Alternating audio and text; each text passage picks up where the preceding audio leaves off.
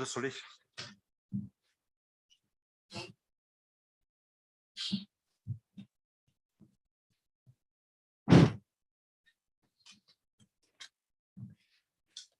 Dear Professor Giovanna Corsi,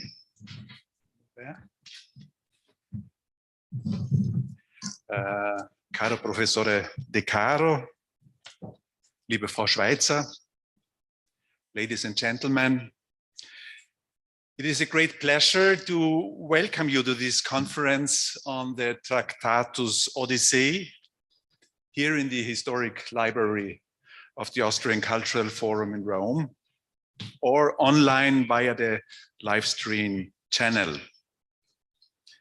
We are glad that so many outstanding Wittgenstein experts from all over Europe are able to participate at this very special event. As you know, there were mainly two reasons to convene this conference. The 100th anniversary of the Tractatus Logico-Philosophicus on the one hand, and the memory of the most outstanding Wittgenstein expert, Brian McGuinness, on the other hand. His memory is a very good reason that this conference takes place here at the Austrian Cultural Forum in Rome, since he spent the last 30 years of his long life in Italy. I would like to thank his wife, Giovanna Corsi, for all her efforts and her contributions in making this conference possible. And I am glad that also his elder sister, his eldest daughter, will participate at this conference today in the afternoon. My special thanks are also dedicated to Radmila Schweitzer, Secretary General and co-founder of the Wittgenstein Initiative, who was largely responsible for the perfect organization of this conference, and who is also the mastermind of the exhibition, the Tractatus Odyssey, that will be presented online today. Last but not least, let me thank you, il professore De Caro. Ringrazio al professore De Caro e al suo Ateneo, la Roma 3, per tutti i contributi per fare questa conferenza possibile. I have frequently crossed the paths and traces of Ludwig Wittgenstein at very different occasions in my private and professional life.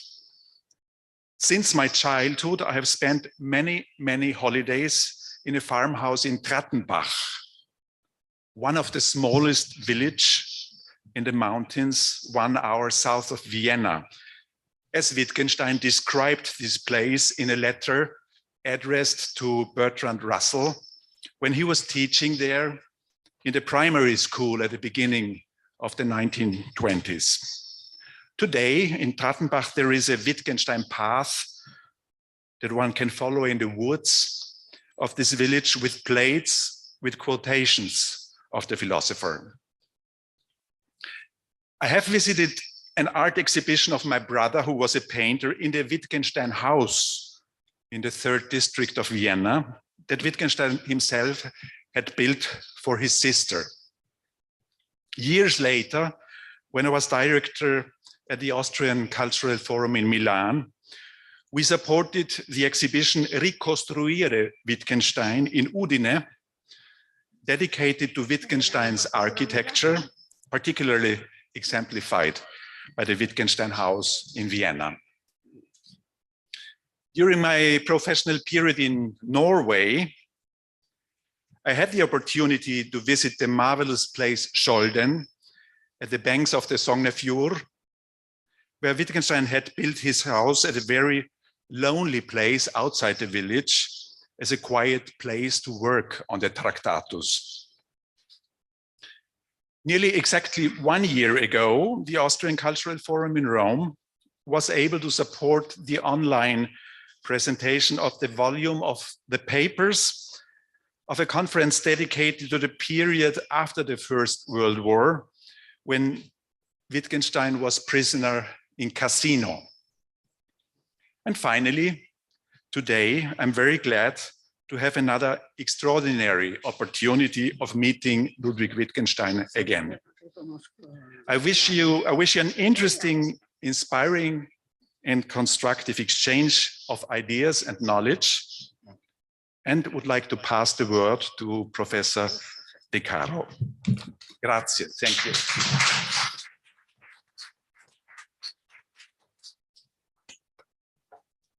Okay, thank you very much for having this great conference here and having involved Università Roma 3 in the organization. Being here in this wonderful place is like being in a oasis, considered the terrible times we are going through. Oasis that reminds us of Felix, Austria. At Roma 3, Wittgenstein has always been a focus.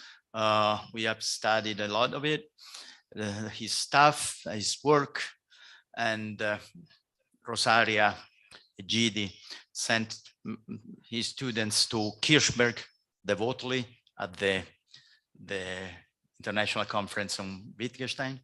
And Brian McGuinness was a great part of this Wittgensteinian, micro-Wittgensteinian movement in Rome. For 1 year, he was a visiting scholar, and I think he was working at this spectacular biography of the young Wittgenstein at that point. And I remember 1987, I was still a student. I attended his lecture on Wittgenstein, and I think it was on the origins of the Tractatus. I was still a student and undergraduate, so I didn't understand much, but I was really amazed by his charisma and also his spectacular language. He spoke English like, you know, the king or a queen of England, with this spectacular. And so as a student, I was impressed by this person. He was very nice and was clear. So it was my lack of knowledge that made it difficult for me to follow the whole paper, but it was certainly a great paper that influenced me and gave me a lot of interest in studying Wittgenstein. So Brian McGuinness has been a stable presence there. Also in the next years, he was part of our programs generally organized by Rosaria, and so he was frequently visiting Roma 3 and working with us. So he's Brian and Giovanna have been a stable presence there and had been a great influence on a generation of students. So we are very grateful for this. And of course, we are very grateful for this conference. And I'm also, if you allow me to say that, I'm grateful to Rosaria Egidi that has been an inspiration for many of us here. Thank you very much.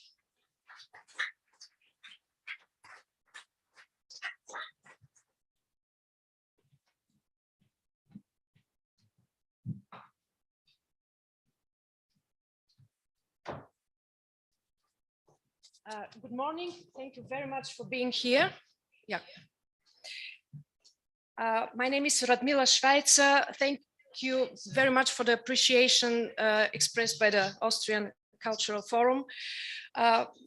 Only one more ringraziamento, because there were so many. I thank the Austrian Foreign Ministry and all people that represent Austria abroad, because this is the greatest support the Republic of Austria gives to Ludwig Wittgenstein. Ludwig Wittgenstein left Austria voluntarily, as maybe you know. He was not banned or kicked out like Freud, for example. He left because he wanted to go to Cambridge. And until today, he's sort of nemo profeta in patria inside of Austria. But from the outside world, he is a face of Austria. Is it okay that I hear myself? Yeah, okay.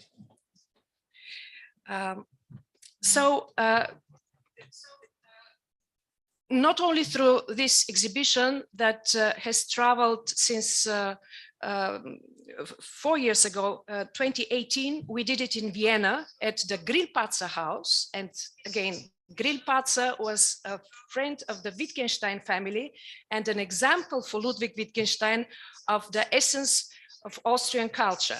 So it was the Grillparzer house in Vienna. And then it traveled first to Poland, to Warsaw and Krakow. Then there was the pandemic and everything got cancelled. And now we are in Rome. Next month, we are going to England, to Swansea, where the late Wittgenstein spent periods of time. And of course, sooner or later, we will go to Norway and show the exhibition in Oslo. So thank you to all the diplomats who know how the world sees Austria from outside and show Wittgenstein as a face of Austria to the rest of the world. About Brian McGuinness, a lot has been said. I would like to share just something personal, also to give space to my colleagues tomorrow at the round table to speak more. The Wittgenstein Initiative and Brian McGuinness. I founded the initiative 8 years ago. I am not a philosopher.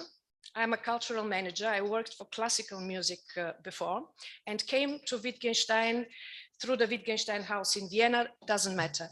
But so I was nobody in the Wittgenstein industry and contacted Brian McGuinness in order to do a new version of the family letters. Now I have to show. Yeah. I came upon the family letters edited by Brian McGuinness in the first edition.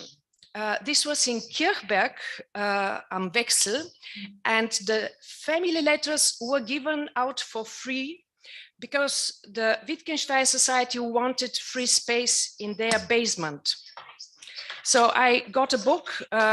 It changed my plans, my views, how Wittgenstein should be presented to a wide audience. The initiative is not working for academics because the academics know everything anyway. We want to enlarge the audience for Wittgenstein to culturally interested, educated people, people who maybe don't get the Tractatus, but have interest in a modern way of thinking, which was Wittgenstein, an unusual, completely new way of thinking. That's why the family letters, that is, all letters show living persons. They show the people as they were necessary on the market. Brian McGuinness was incredibly tolerant and very nice to me, and we succeeded to do a new edition. This is in the middle, in German, adding 40 never before published letters between Ludwig and Paul Wittgenstein. And these are very important because they are not the kind of letters like sometimes between Ludwig and his sisters, send me a cake from Vienna, or send me the Schumann quartets to Cambridge. Paul and Ludwig were to the male science of the Wittgenstein family, both with professions, and they interacted a lot about music, which is very important as part of Austrian history. After we did this, the English edition appeared on the left. This was also a very necessary and strong idea of mine to show the English-speaking people the family correspondence of Wittgenstein, because they are, the family Wittgenstein is indispensable, and nobody in England knew about these letters. Now things are changing also biographically. And it must have been a success because then the French House of Flammarion came to me and asked to do a French edition, which happened. But regarding the exhibition, When I conceived the exhibition, again, I wanted not to have the Tractatus explained to the audience. First of all, it can't be explained. The audience would not get it anyway. But to show the background, the biographical background, how Wittgenstein actually became a philosopher. That's why, if I may go back, these were the two main pictures defining the exhibition. On the left, what he was before the war and beginning to write the Tractatus, and what he was after the war.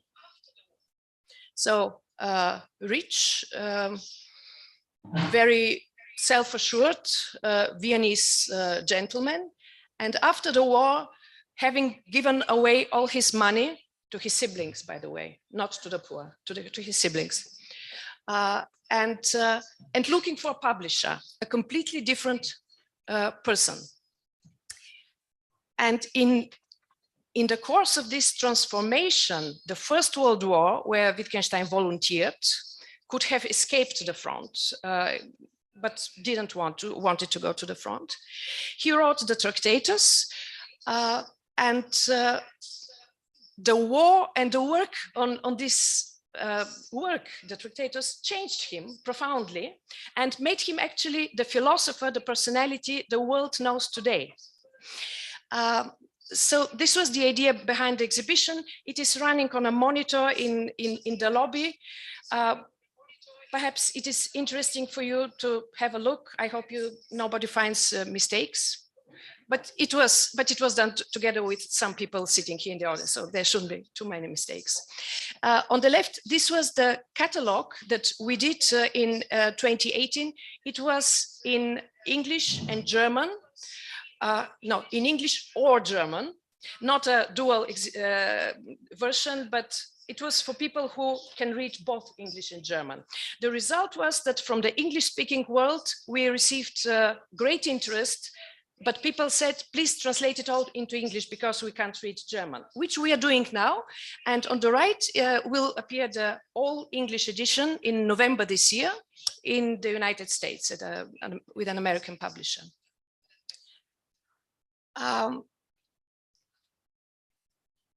No, this is too much. This is in the lobby, to be seen in the lobby.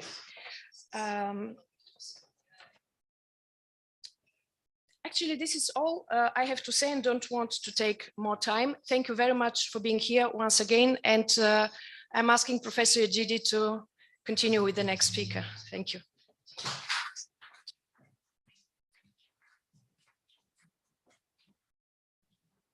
I am very pleased to be here in this splendid location of the Austrian Cultural Forum. And many thanks to Director Dr. Schnetzer and to Radmila for the organization of this event. And welcome to scholars and students, and eine gute site of the exhibition by Radmila. Thank you very much. And now we start with the Vorträge, and Professor Allan Janik.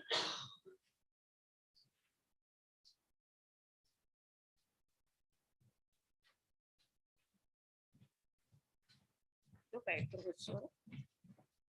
Radmila, non c'è?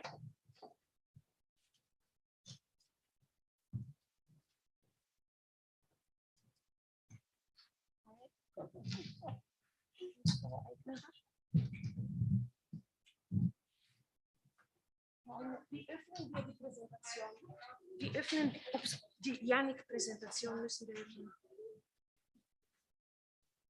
Wer?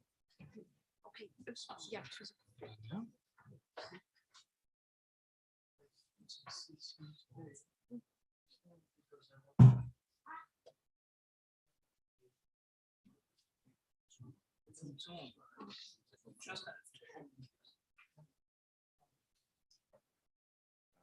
Wait, no, no, no, no, no, no, no, no, no, no, no, no, no, no, no, no, no.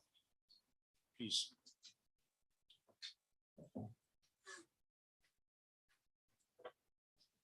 Where is the video? You have to do from this. Yeah, but it's not open. I must first open in PowerPoint. Okay.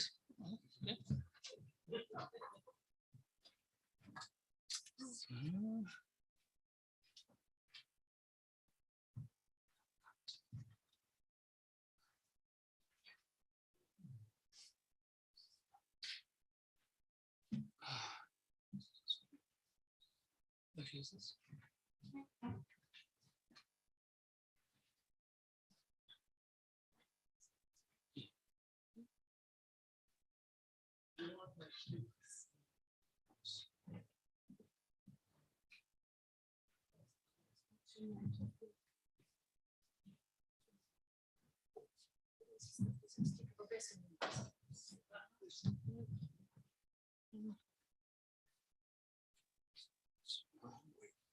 It's open.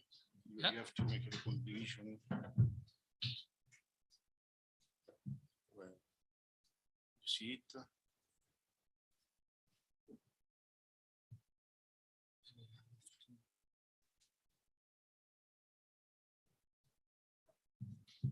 You see it.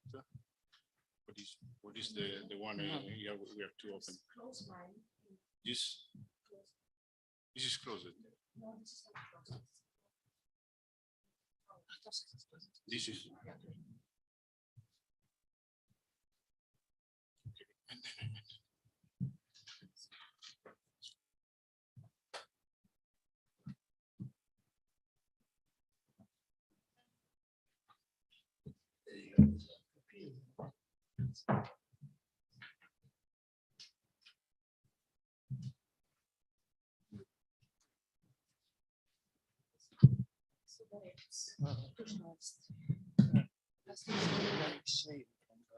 Du kannst hinter die, weil du kannst nicht stehen.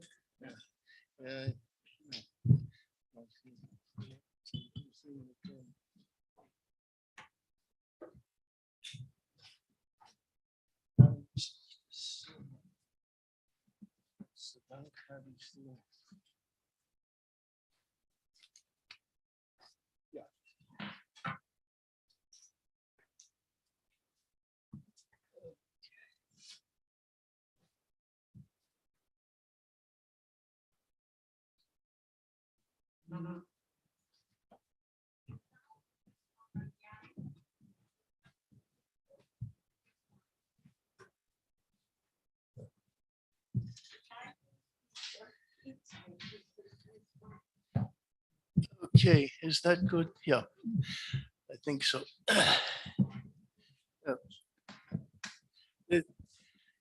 The first thing that will probably get your attention and that will certainly disturb some of the Wittgenstein scholars inside Wittgenstein's mind. Everybody knows that there's no inside. And of course, it's not meant literally.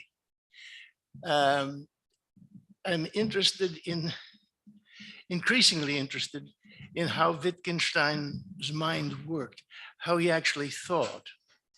And my interest in Wittgenstein from day one, well, not exactly from day one, because as a student, I had to work on Wittgenstein and Schopenhauer.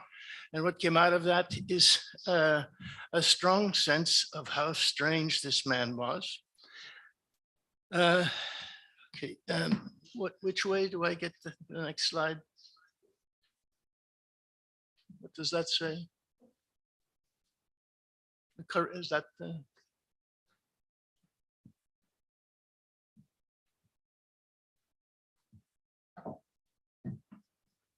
Hello, Martin.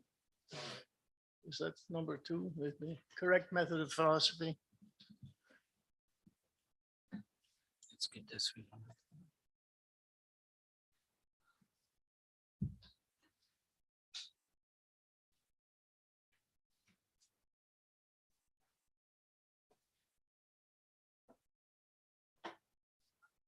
Is this the correct method in philosophy? Yes. Thanks, Martin. The correct method in philosophy, he says, is to say nothing except what can be said. Propositions, that is to say, the propositions of natural science. That is to say, something that has nothing to do with philosophy. And then whenever someone else wanted to say something metaphysical, to demonstrate to him that he had failed to give a meaning to certain signs in his propositions, this method would be the only strict correct one. Very nice, very clear statement of what the Vienna Circle wanted to do, but it's not what Wittgenstein does. And this is what got me interested in what I, for want of a better term, call Wittgenstein's philosophy of philosophy. What is behind his thinking about philosophy? And this, since I've been working on this now for over 60 years, this has got more mysterious rather than less mysterious over all this time. For a very long time, we had not much to go on. A couple of publications, an atlas that's it wasn't clear how useful it was in the Cornell version, and virtually no letters. I was interested being a classical humanist in working from his correspondence and so forth. What is he talking about with his colleagues and with his friends? Because in the early days, the picture we had of Wittgenstein was very much from his students. And you had the impression they were writing on their knees, looking up at him. You didn't have a sense of one-to-one. And that's what I wanted to investigate. I wanted to find out how he considered philosophy. So Wittgenstein's Vienna was the first of many efforts, the best known to most people, the only known contribution of mine to that effort, sadly. From my point of view, what Wittgenstein's Vienna was all about, and this is much misunderstood. It's a radical thought experiment aimed at using history to show what could not be said about Wittgenstein on the basis of conventional scholarship in the history of philosophy, based on Engelmann's perspective, one of Wittgenstein's friends, somebody who looked him in the eye, as developed in his memoirs in 1967-68. And this was an effort to explain his philosophy of philosophy, where he saw philosophy fitting into human life on the basis of the hints we got from Engelmann about his Viennese background. I didn't invent it. Wittgenstein's Vienna could have been called Engelmann's Vienna just as well. Now, Brian McGuinness, whom I met in 1969 when I was in Vienna talking to Wittgenstein's family and friends, many of whom were still alive at the time. That was my reason for being there. Brian came to meet me, to visit me, to look at what the competition was like. And in the early days in Wittgenstein scholarship, there was a great deal of mistrust everywhere. Who are all these people? Who are these people who won't let us look at the manuscripts, for example? There are a lot. I could give a lot more examples, but all of that created a very strange atmosphere. And so the young Brian and I looked at each other like two dogs who meet on the street and they sniff after one another and go around in a circle, I like to say. And that was the first time. We met many, many times over the years in many different contexts.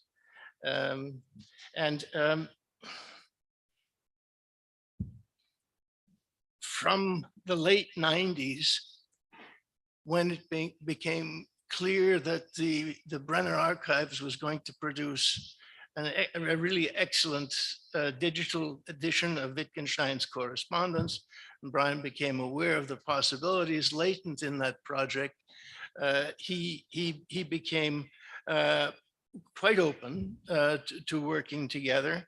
And personally, that meant an enormous enrichment for me, because I got to know a great scholar, and we got to be friends, and a friendship that I cherished very much, because he was unlike anybody else I knew. Now, Brian gave me in one very short sentence one of the most important tips I ever got in terms of scholarship about Wittgenstein, about the project I was doing, trying to figure out the philosophy behind his philosophy. He said, there's no mystery there. Everybody's looking for mysterious figures. They used to tell anecdotes that Wittgenstein went around at night with big stacks of books, bringing them into his room that nobody could see. He didn't want anybody to see them. Stuff like this, it's all nonsense, of course. Brian said it very simply. He said, Wittgenstein tells you. He tells you where he got his ideas. And the strange thing is, very few people have paid much attention to that idea. Now, in a work edited by Georg Henrik von Richt, which in many respects is something that could equally be attributed to von Richt and Wittgenstein, the work in it, which is called Culture and Value in English. Wittgenstein tells you his story. The text I'm going to read is often cited. It has very, very seldom been discussed in a scholarly way. I tried to do this in my book, Assembling Reminders, which after 15 years has sold about 150 copies. He says, I think there's some truth in the idea that I think only reproductively. I don't believe that I've ever invented a line of thinking. I've always taken one over from someone else. I've simply straight away seized upon it with enthusiasm for my work of clarification, which I take it to be how he describes his philosophizing.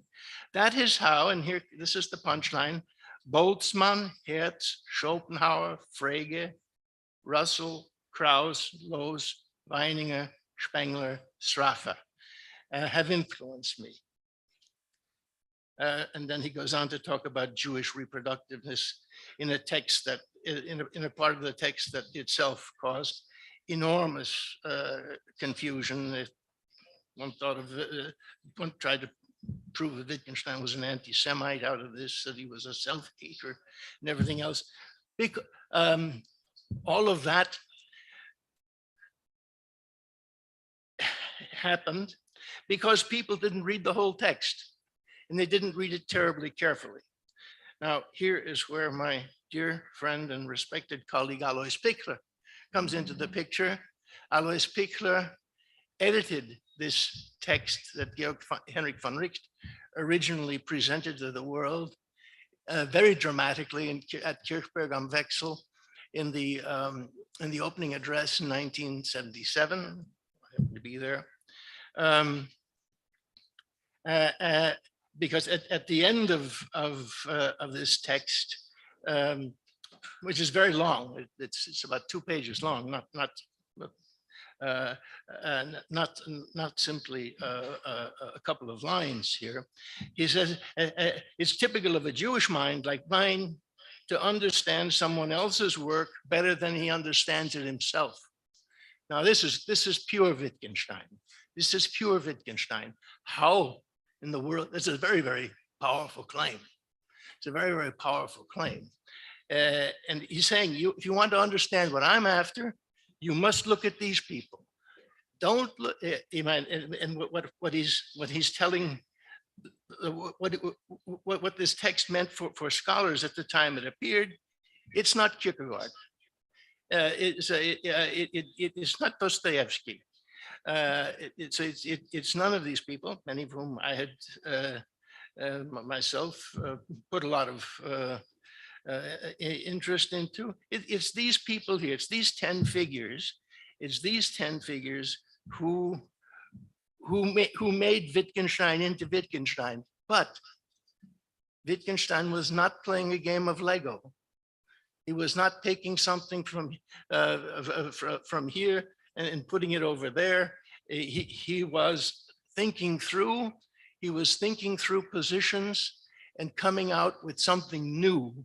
He's finding something in these thinkers that they don't find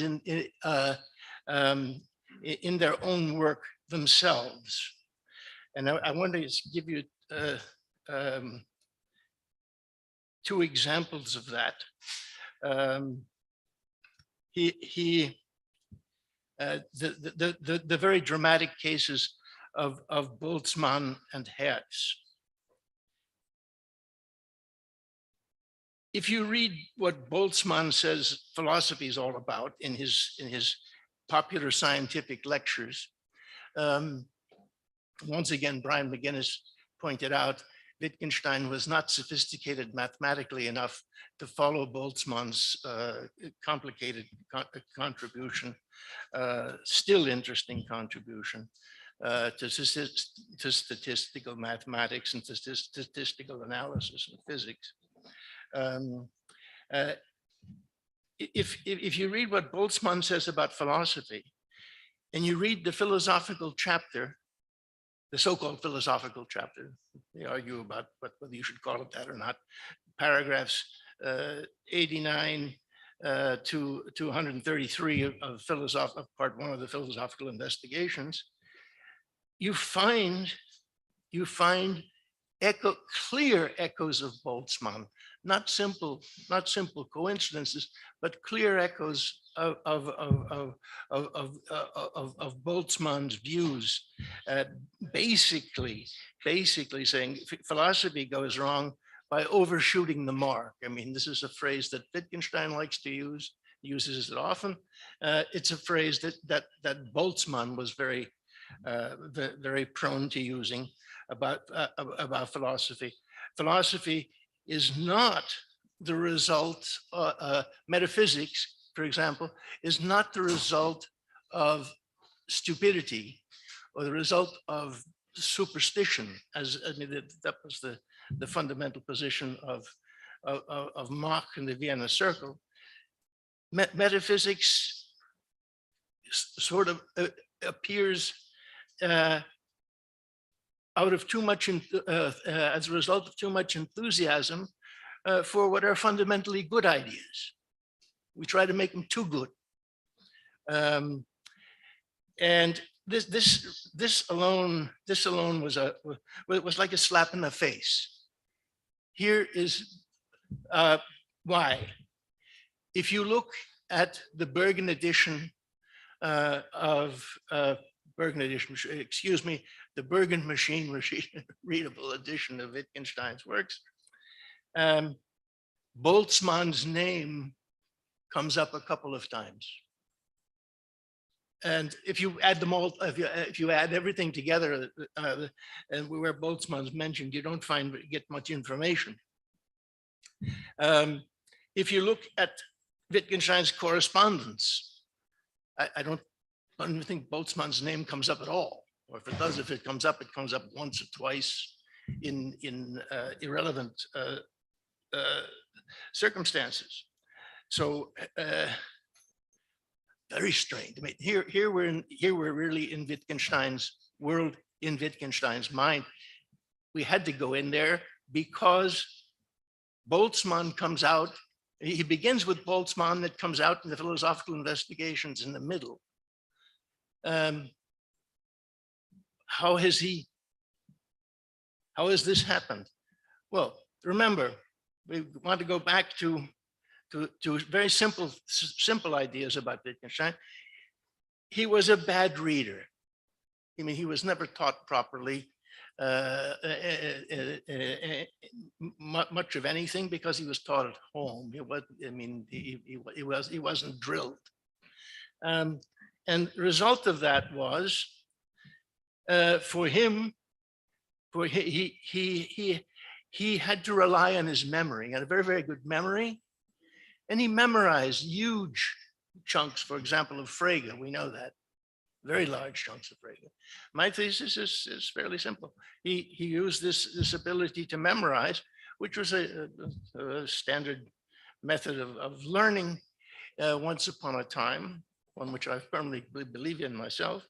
And he had memorized what had interested him in Boltzmann, and that had stayed with him his whole life.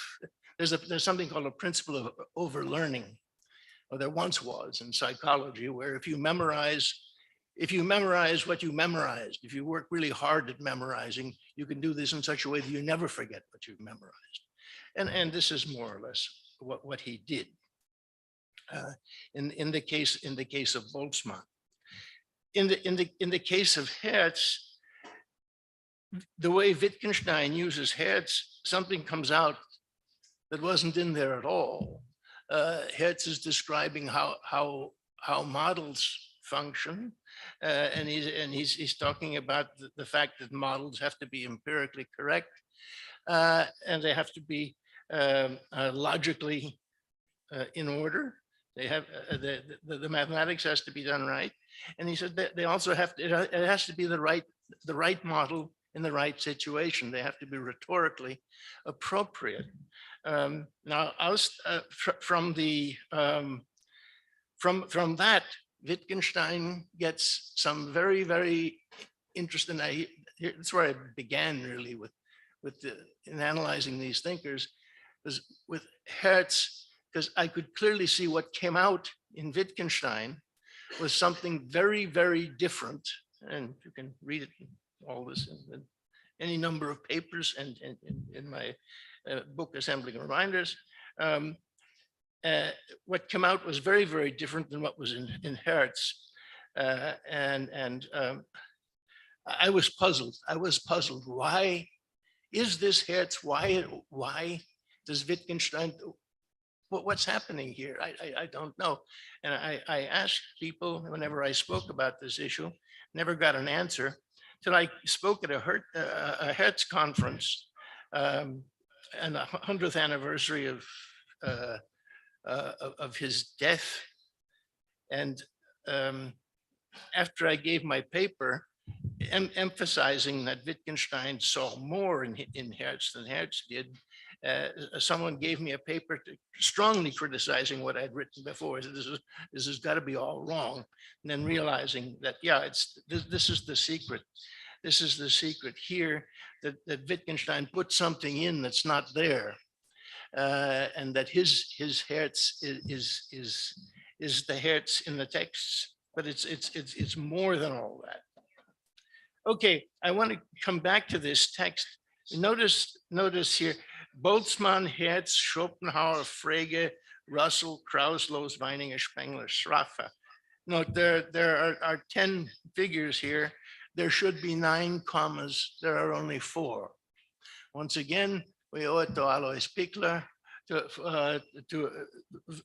for having made an edition of this, showing that originally what Wittgenstein had written was, that is how Frege, Russell, Spengler, and Schraffer have influenced me. There you see something very clear. That's early philosophy, late philosophy. Frege and Russell, Spengler and Schraffer. And what I get out of this, what in Wittgenstein's mind is it's like discovering America again. Frege is the figure, is the crucial figure, first, last, and always in everything having to do with Wittgenstein. But it, once again, it's big points within Frege, big points, or small ones that people have not taken so particularly seriously. The big point about Frege is that Frege's main work, his main contribution to logic and mathematics, the Begriffsschrift, the so-called concept writing, is a work that contains no written language, no German. It's all symbols. There is here he passes over everything in silence that cannot be said. So you have a perfectly clear example, and I thank Juliet Floyd very much, many of you know, for having made this point, because once you've heard it, you see that that Wittgenstein, as he always said, he's wanting to be as clear as possible. And I mean, he's thinking about Frege. Frege has done all this already. Wittgenstein's putting it together. He's trying to figure out, okay, what has been done here? What's been accomplished? And well, what gets interesting is Frege says himself, sometimes all this clarity on the page doesn't quite do the job in the course of of someone's trying to learn something. Then they have to get the right gesture, wink. So somebody has to point out something to you, then you know how to go on, to use a Wittgensteinian phrase. That's all there in Frege. It's enormous. It's really gigantic when you see how Frege is everywhere, in all sorts of places where you wouldn't expect Frege to be. By the way, I remind you here also that Frege wrote this book. Nobody understood it. Many people misunderstood it, tore it to shreds. So he had to write a polemic. He had to write a polemic, more or less to explain where he was going. And so Frege ran into problems with his own ideas about clarity. As Wittgenstein would. I mean,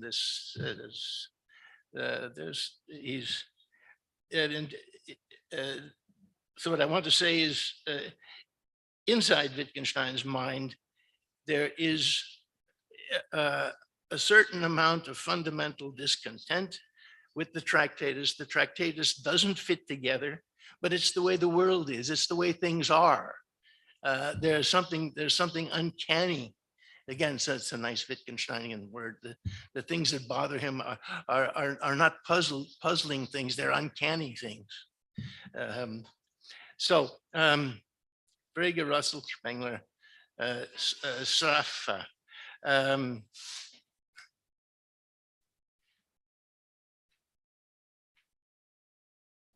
the others here, I mean, I take it Boltzmann, Hertz, I mean, just to go back to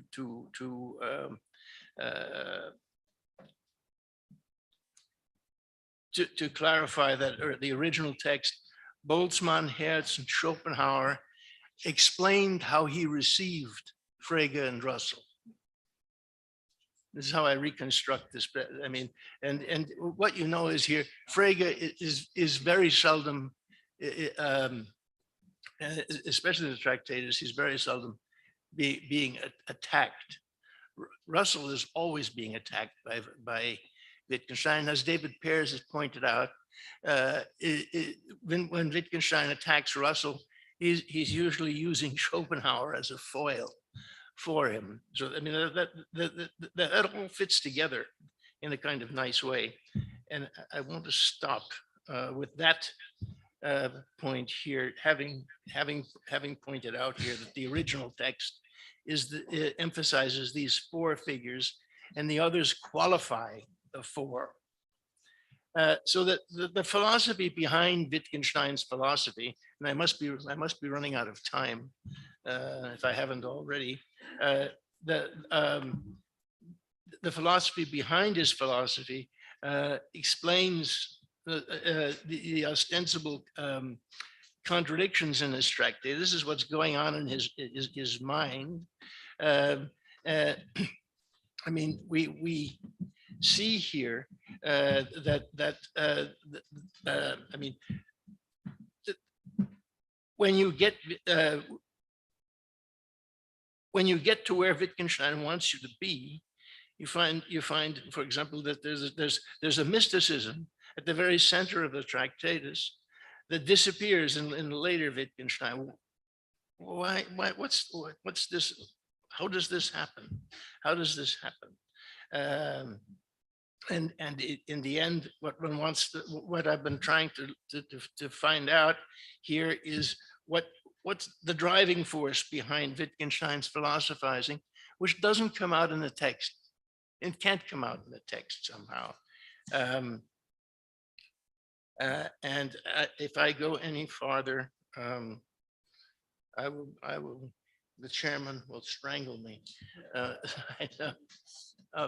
minutes. Okay, so I'll just try and tie this together. What I've been giving you here is the beginnings of a way of looking at Wittgenstein, of a way of trying of reconstructing what he is doing on the basis of things we know, of things that we know with a good deal of certitude, involving speculation. The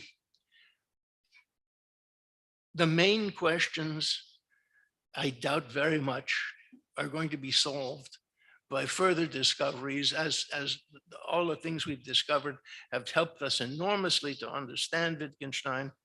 But when it comes to the basic matter of his way of doing philosophy, he's given us the main clues himself, and they are very, very difficult to understand. It's very difficult to understand how these figures that are so important to him.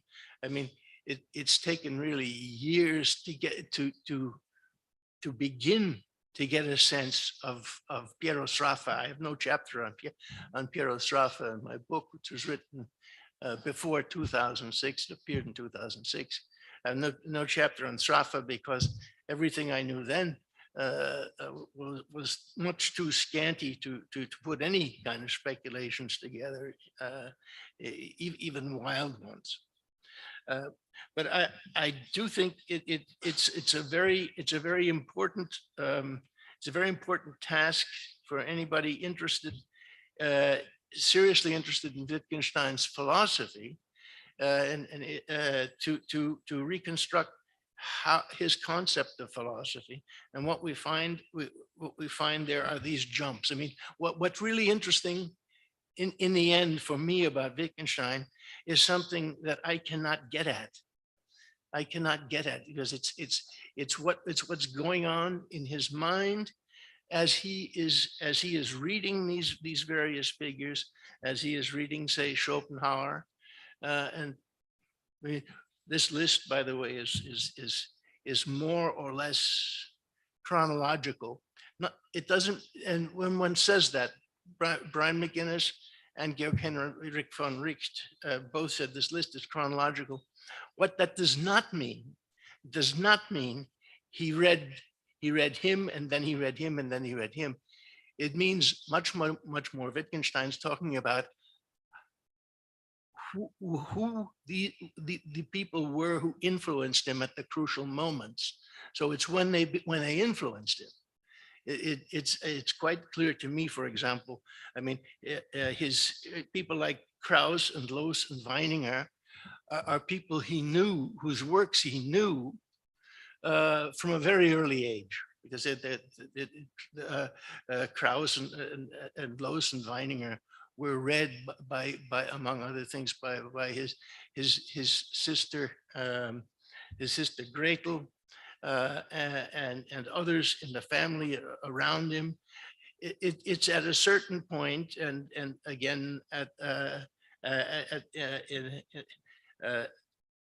after his crucial experiences in the middle of World War I, that these people come into his thinking. But once again, I'm the wonderful work, the wonderful scholarship of Martin Pilch in reconstructing what was going on in Wittgenstein's thoughts and in his life during the war has led me to believe that I've got a hell of a lot more work to do to make all of this, what I've been saying here, as reasonable as possible. So I could go on, but I'll spare you.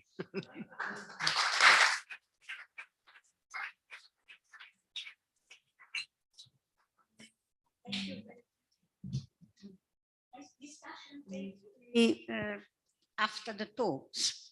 And now I invite Professor Borutti to deliver his paper.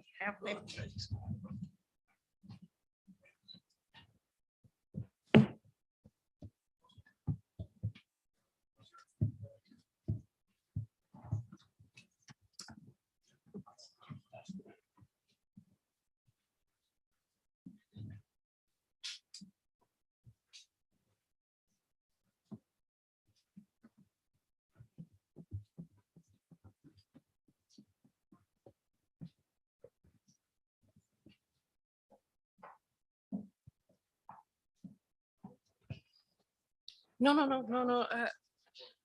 Yeah, it works. Yours works. You want to sit? Stand? You can sit or stand. But you can. If you stand, do it yourself. I don't take that. This. Oh, okay.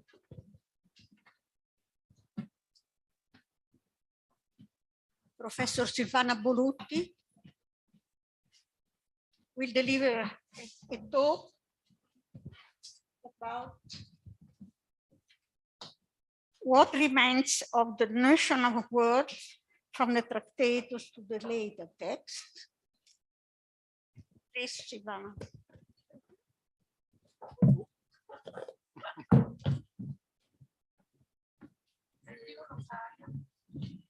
Questa qui la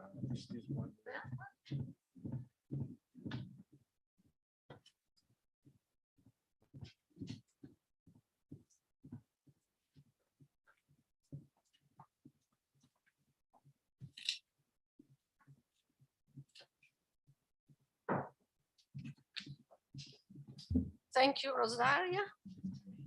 Many thanks to Forum Austriaco di Cultura in Rome for inviting me. It's a great honor. And many thanks to you all for participating. My first topic is the word. Okay. Can I can't.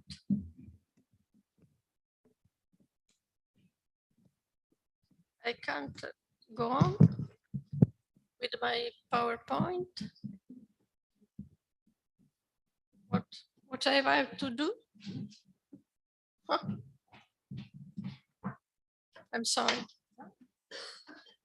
Which this one doesn't work. It worked before. This was set to the automatic. That's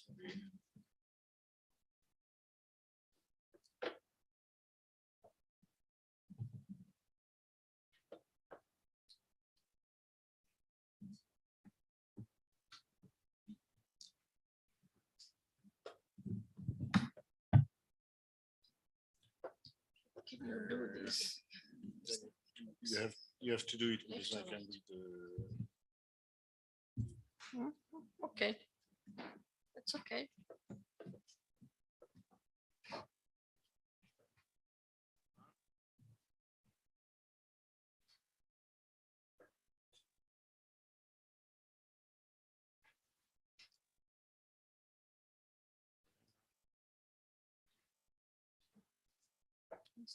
Questa? Posso mettermi là? Sì. Borutti, no. Perché ritorniamo solo così la vediamo. Lasciamo un attimo.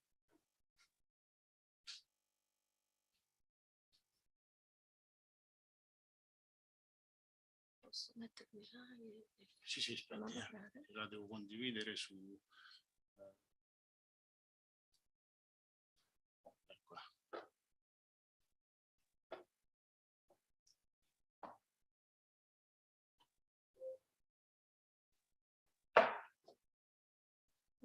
Okay.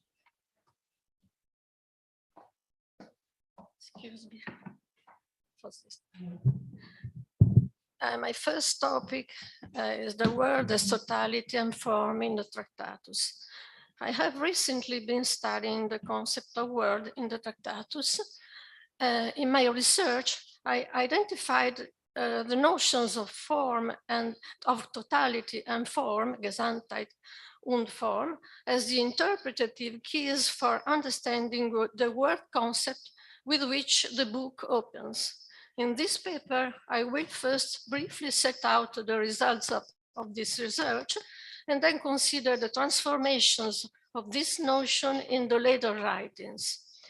It does not seem a disservice to Wittgenstein, given his interest in the traps of language, to reflect on the semantic orientations linked to his word choices. Indeed, the ontological opening is matched by a semantic choice, the choice of the word Welt. Welt does not mean existing reality, actual reality, a notion for which German can use Wirklichkeit.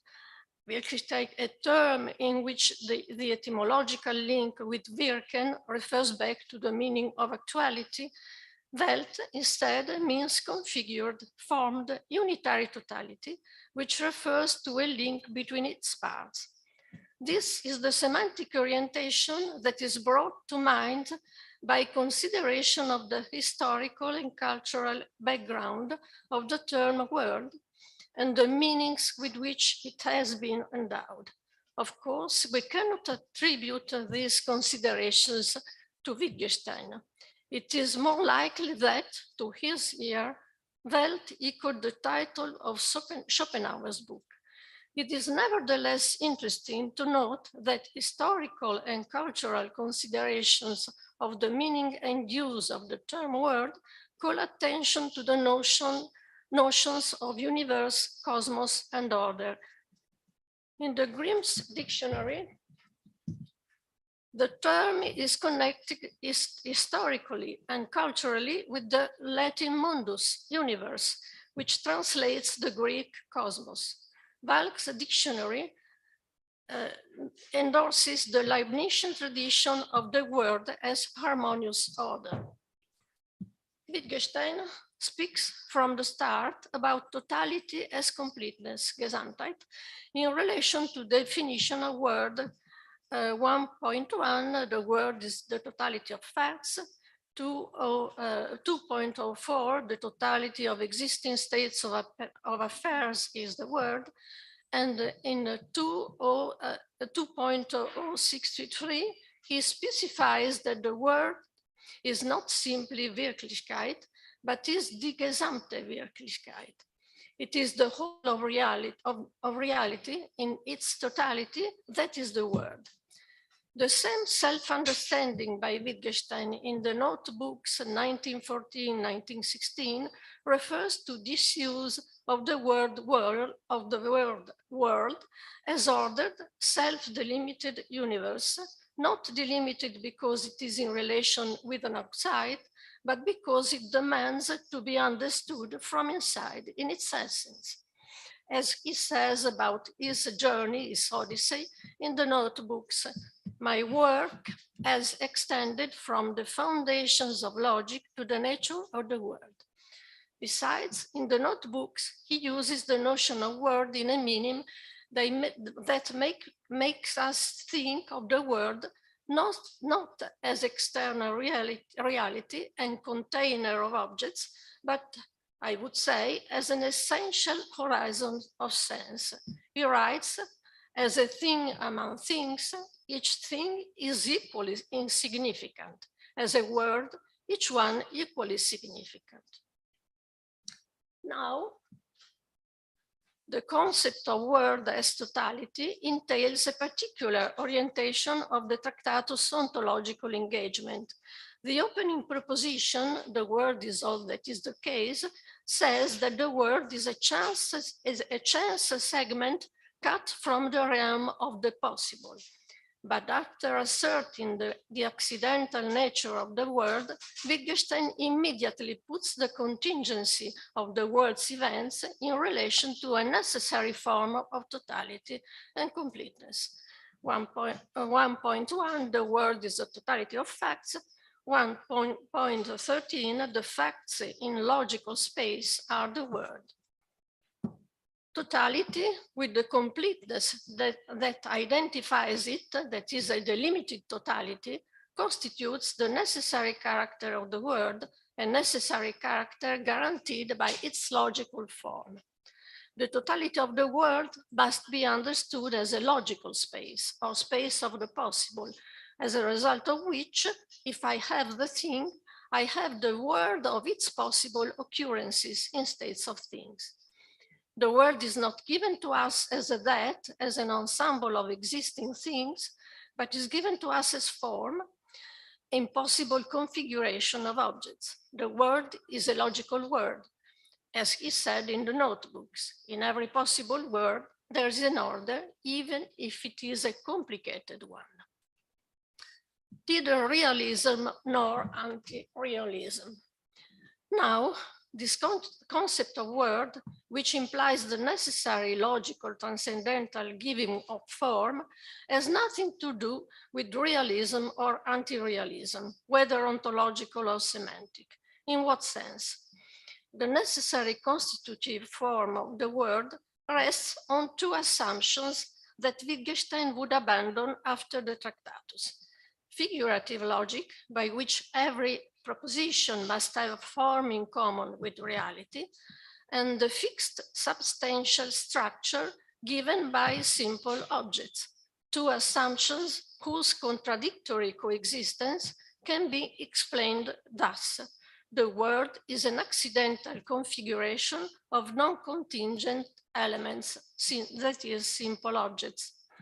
With regard to this, some passages from the important essay by Brian McGuinness on the so-called realism in Wittgenstein Tractatus, 1981, are illuminating. He writes, what Wittgenstein is trying to convey is a point of view according to which what our propositions are about is not in the word any more than it is in thought or in language.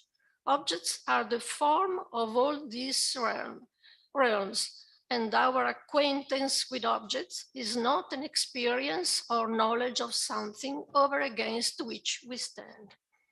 Reality is the representable, but the representability relation does not refer to entities existing in the ontological, psychological, or linguistic sense.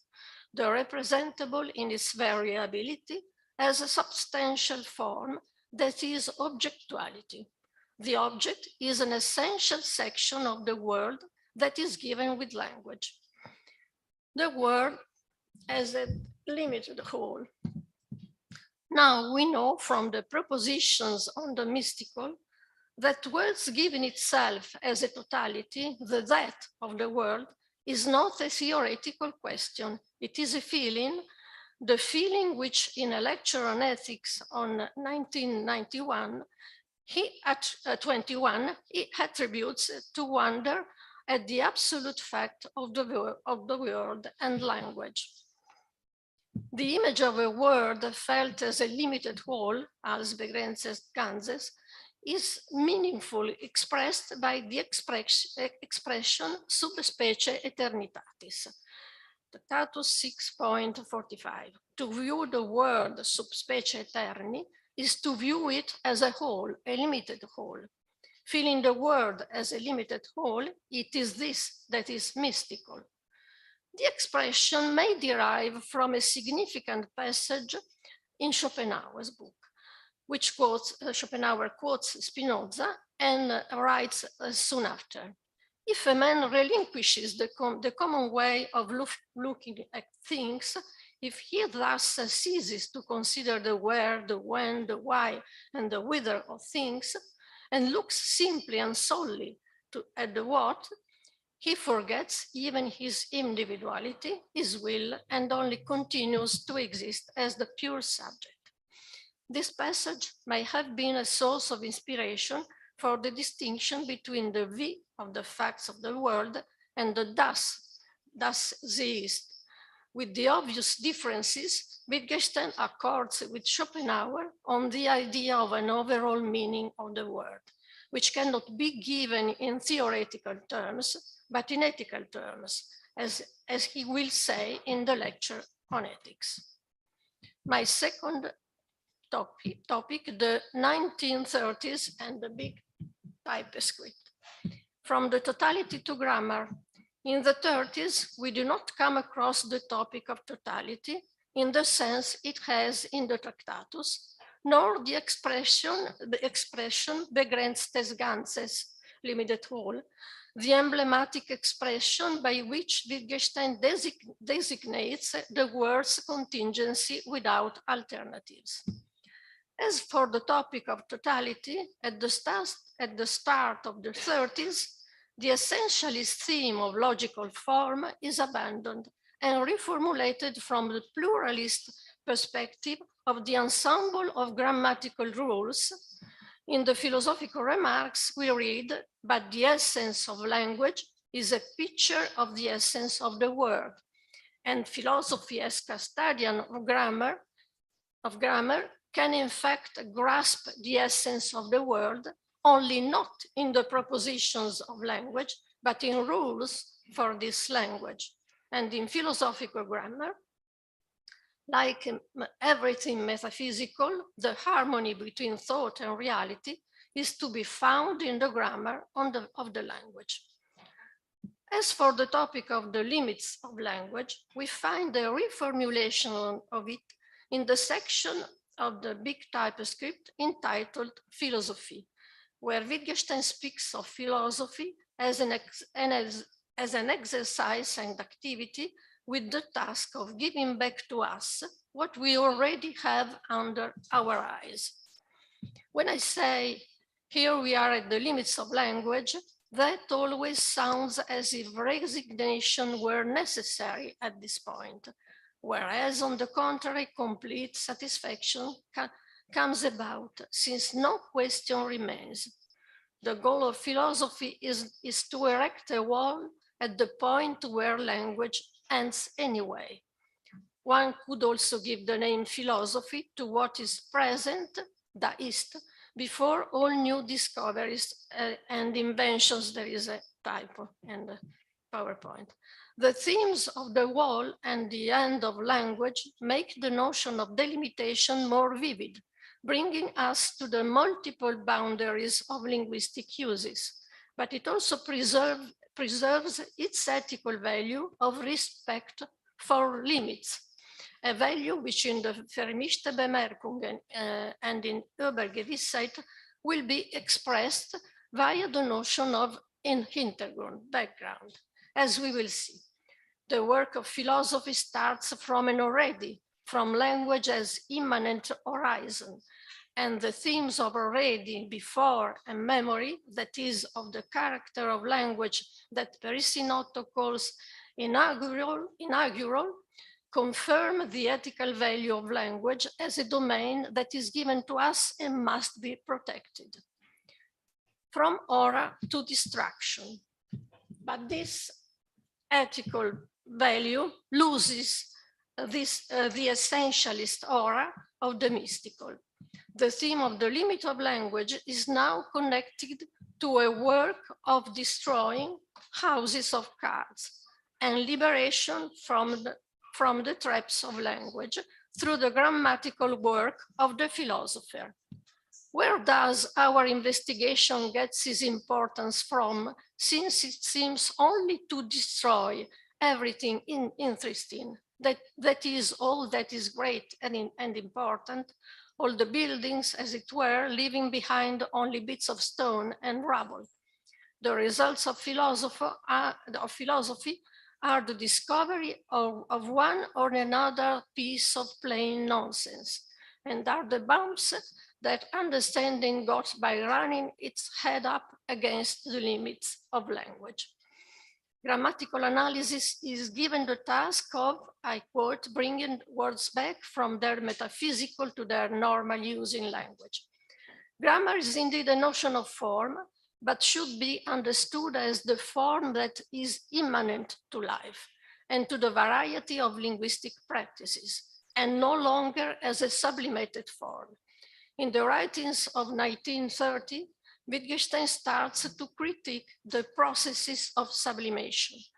This may be the meaning of the rather obscure distinction between primary and secondary in the philosophical remarks and in the big typescript, where we find the distinction between primary or immediate phenomenological datum, which belongs to the world we live in, and the secondary objective world, which claims to be fundamental.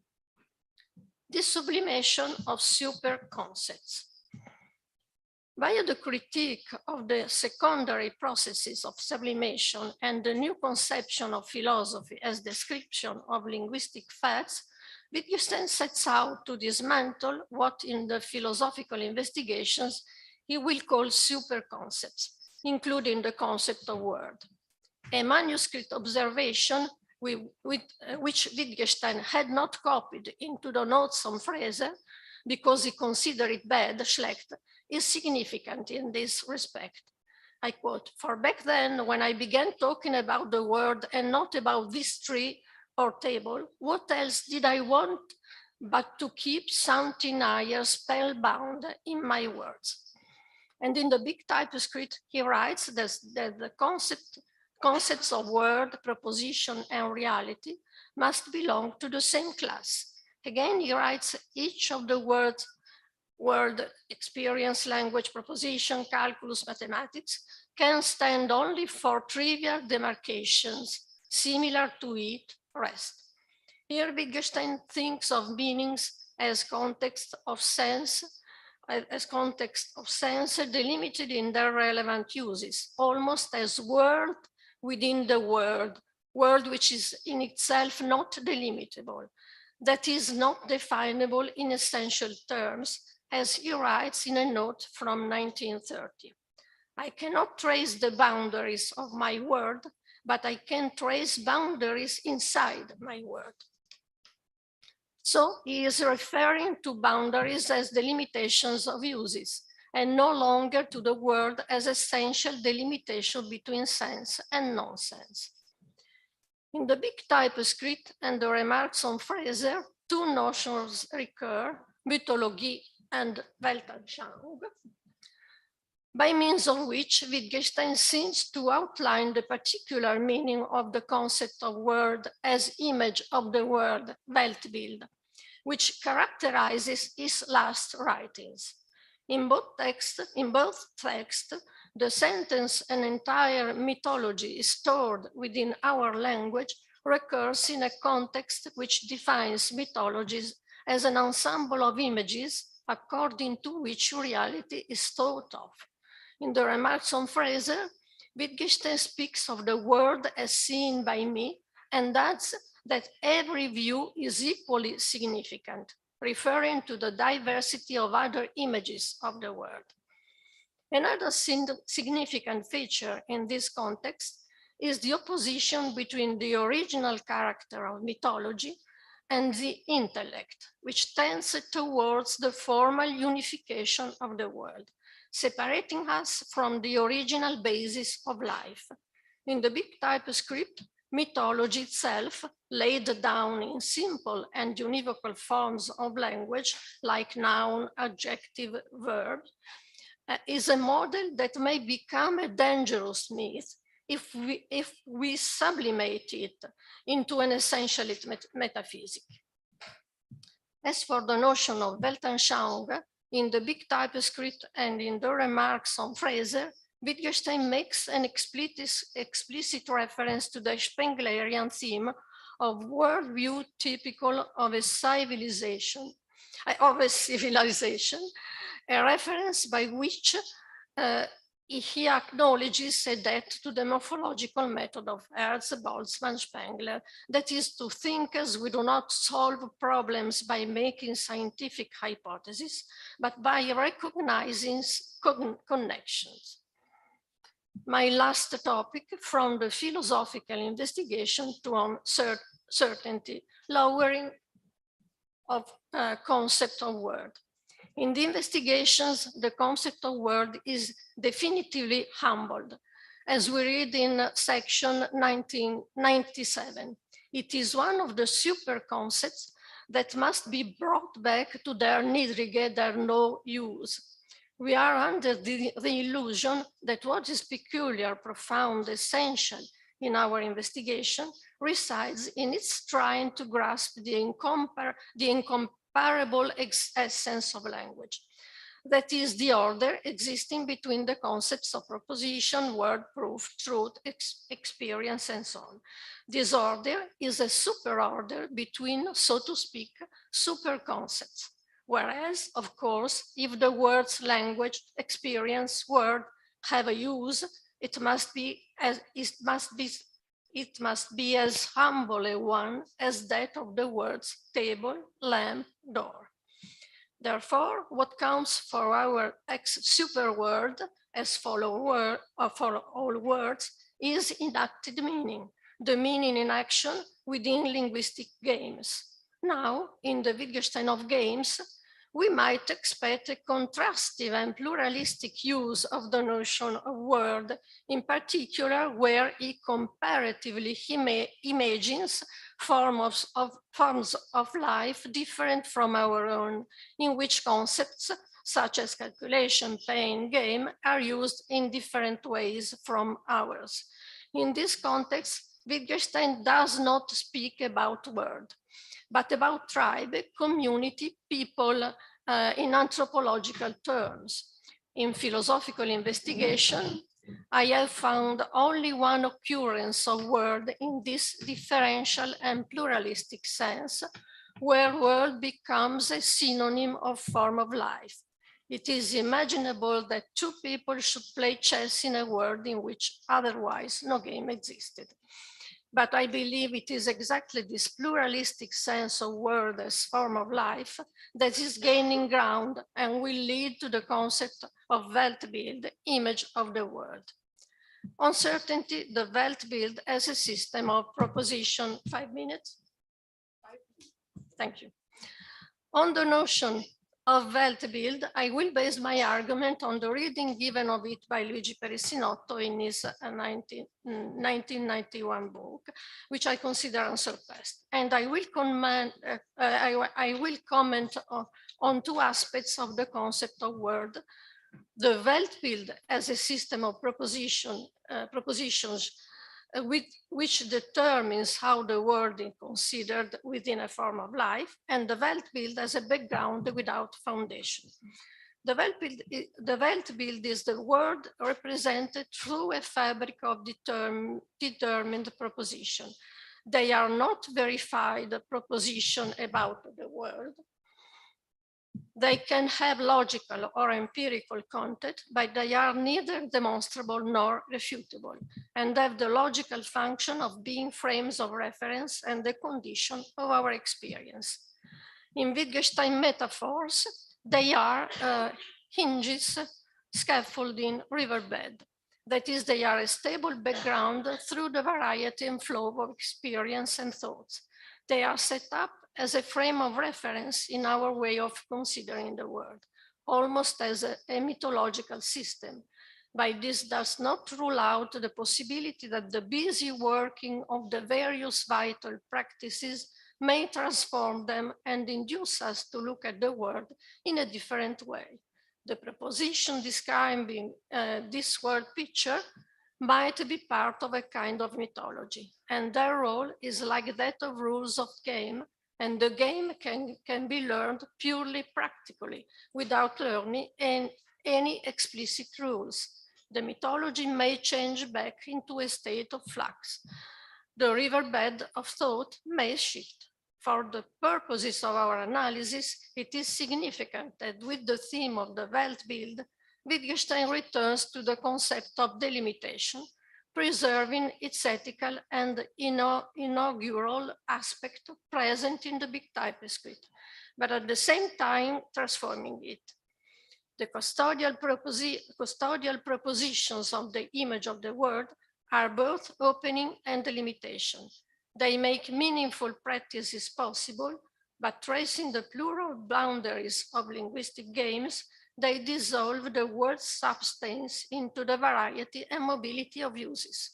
Wittgenstein thus reiterates the theme of care for the boundaries of language and word, and at the same time suspends the essentialism of the distinction between sense and nonsense.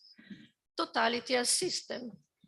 For this proposition, which constitute the Weltbild, Wittgenstein goes back to talking about totality, Ganzes, but no longer in the sense of completeness and generality. Here, it is a matter of totality as system or as contextual ensemble of relations, an ensemble that is held fast by what lies around it. Our knowledge forms an enormous system. It is not single axioms that strike me as obvious. It is a system in which consequences and premises give one another mutual support. I can conclude. Thank you. The Weltbild as background without foundation. With this concept of Weltbild as system world of images, Wittgenstein is referring in a peculiar way to the firm foundation of our thinking and acting. But in the entire system of our language games, the assumption that the world existed many years ago belongs to the foundation. The assumption, one might say, forms the basis of action and therefore naturally of thought. A foundation that is not, however, a substantial or objectual basis. It is an unfounded foundation, which Wittgenstein expresses through the concept of intergrund, background, horizon. My picture of the world, it is the inherited background against which I distinguish between true and false. You must bear in mind that the language game is not based on grounds. It is not reasonable or unreasonable. It is there like our life.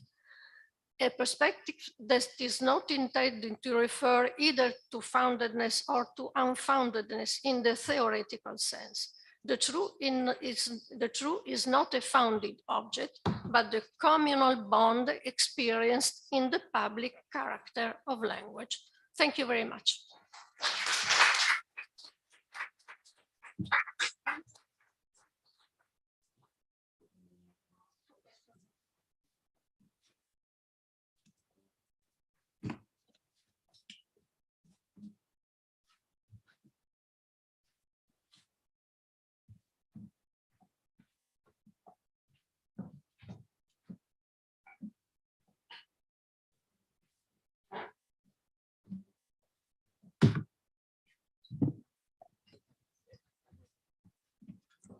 Professor Piergiorgio Donatelli will deliver his paper on Wittgenstein ethics,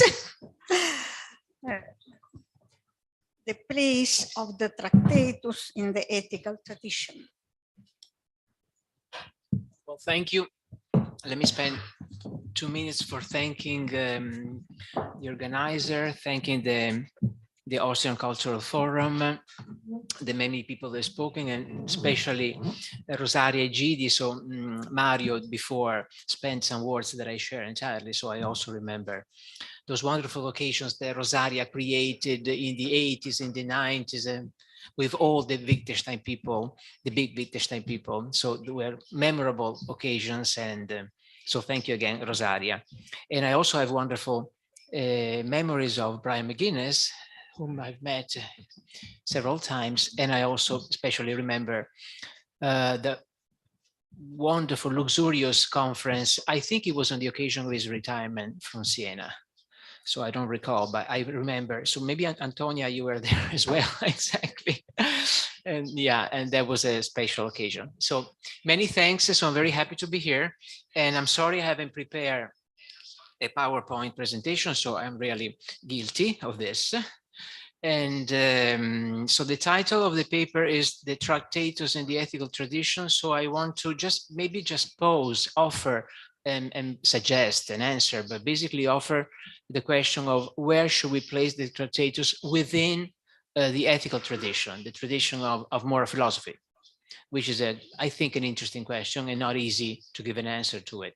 So what I'm going to do is actually three things, say a few things about a general characterization of Wittgenstein philosophy in the Tractatus, like a general reading of it, suggesting one, then saying something about ethics in the Tractatus, and three, say something about the place of the Tractatus in the ethical tradition.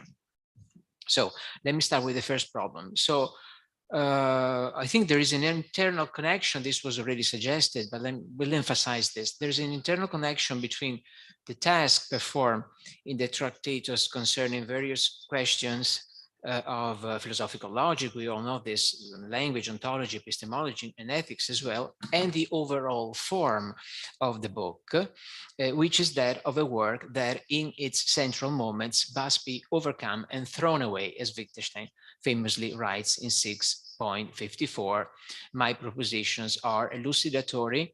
In this way, he who understands me finally recognizes them, the propositions, as senseless.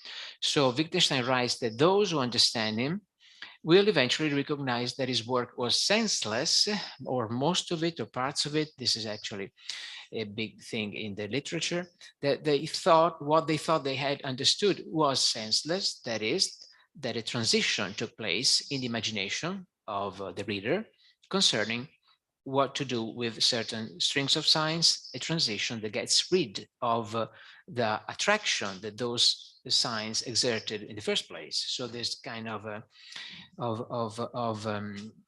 change, a transition in the involvements with the sentences of the Tractatus that is going on. Put in this way, the situation of the Tractatus is not that dissimilar to the one portrayed in investigations and in the later work more generally, which also focuses on the liberation, let's say, from philosophy for the sake of philosophy, even though in the later Wittgenstein, this is elaborated with completely different tools. The manner of writing changes dramatically, and this also leads to a different sense of what this liberation amounts to, of what we are to make of this finding peace and rest from philosophy. This way of reading the Tractatus targets metaphysical interpretations, according to which the Tractatus tries to communicate indirectly, this has been argued many times, philosophical contents and truths, even though they are regarded as inexpressible in the light of the very doctrines asserted in the book. So this is something that has been argued several times. According to these interpretations, which have been very influential for many decades, ever since Bertrand Russell's reading in his introduction to the 22 edition of the Tractatus, the book is engaged in expressing ineffable views that are communicated indirectly. So Russell, I have a couple of lines here. They're also nice to read and somewhat ironic. So Russell says, Mr. Wittgenstein manages to say a good deal about what cannot be said. So just jump to the end. The whole subject of ethics, for example, is placed by Mr. Wittgenstein in the mystical, inexpressible region. Nevertheless, he is capable of conveying his ethical opinions. End of quote. So this is kind of ironic as well. Now, the Tractatus does indeed have a metaphysical quality, a metaphysical phase. It is obviously there, which is absent in his later work, where the metaphysics, as it were, is presented instead, I would suggest this, as an atmosphere charging words with a sense of oppression, of anxiety, as when, for example, in the Philosophical Investigation 309, he describes the aim of his work as freeing the fly from the fly bottle, or in the remarks of the Foundation of Mathematics 37, he says a human being is imprisoned in a room if the door is unlocked but opens inwards. He, however, never gets the idea of pulling instead of pushing. So these are all images in which you get this kind of anxiety. It is the metaphysical anxiety, a sense of being imprisoned and oppressed. But metaphysics here is explored, as it were, at the beginnings of the journey, as a kind of charging of the words, and he never gets to, let's say, the kind of bold assertion of doctrines, which apparently we find in the Tractatus. So it's a different way of treating metaphysics. In the Tractatus, the metaphysical inclination seems to have made a step forward and has reached the, as I said, the apparent self-reliance of what can be expressed under the form of doctrines concerning the word, language, self. The word is everything that it is, everything that happens, the combination of facts. So a number of doctrines, then proposition, names, etc., etc. The self, knowledge, science, ethics.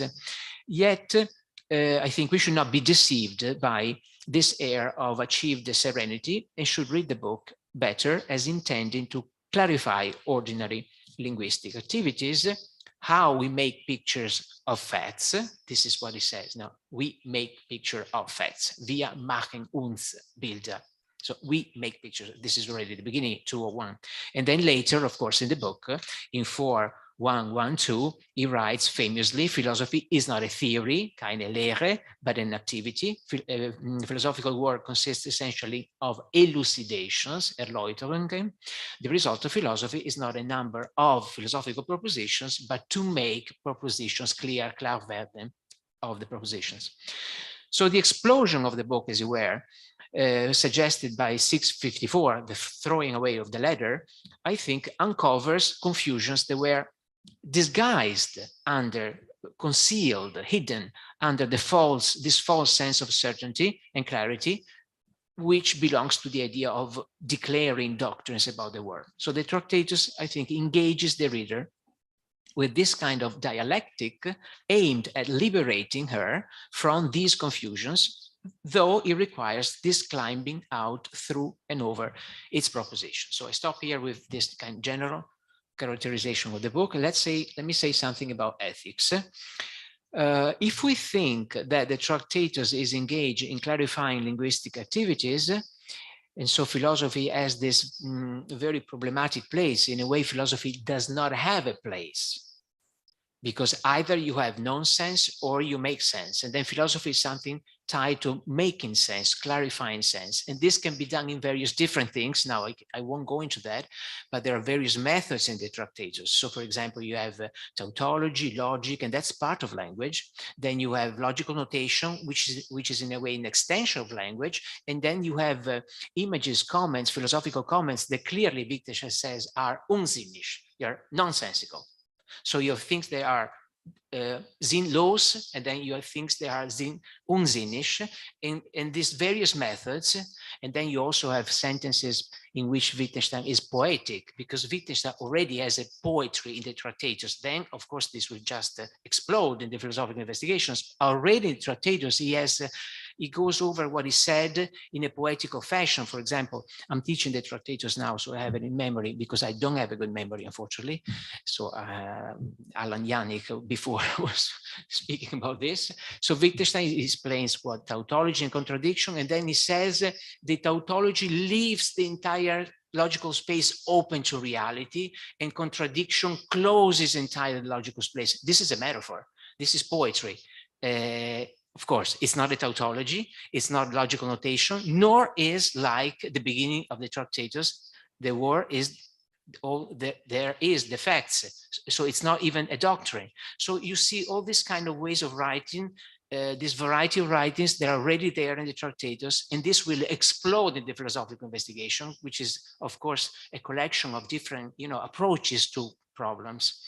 So I sketchily said how I try to read the Tractatus. So if we think that the Tractatus is engaged through these various ways in clarifying linguistic activities, that dimension of value, so this is the big thing, what do we do with the dimension of value, emerges as a particular use of language that Wittgenstein intends to clarify against the tendency to misunderstand it. In this perspective, the ethical use of language in the Tractatus emerges as an emphasis, an intensification that for Wittgenstein has the appearance of a feeling, Gefühl. We feel that even if all possible scientific questions be answered, the problem of life has not been touched at all. So this is a feeling, or a particular use of language through which we express ways in which life as a whole appear problematic, happy or unhappy as a whole.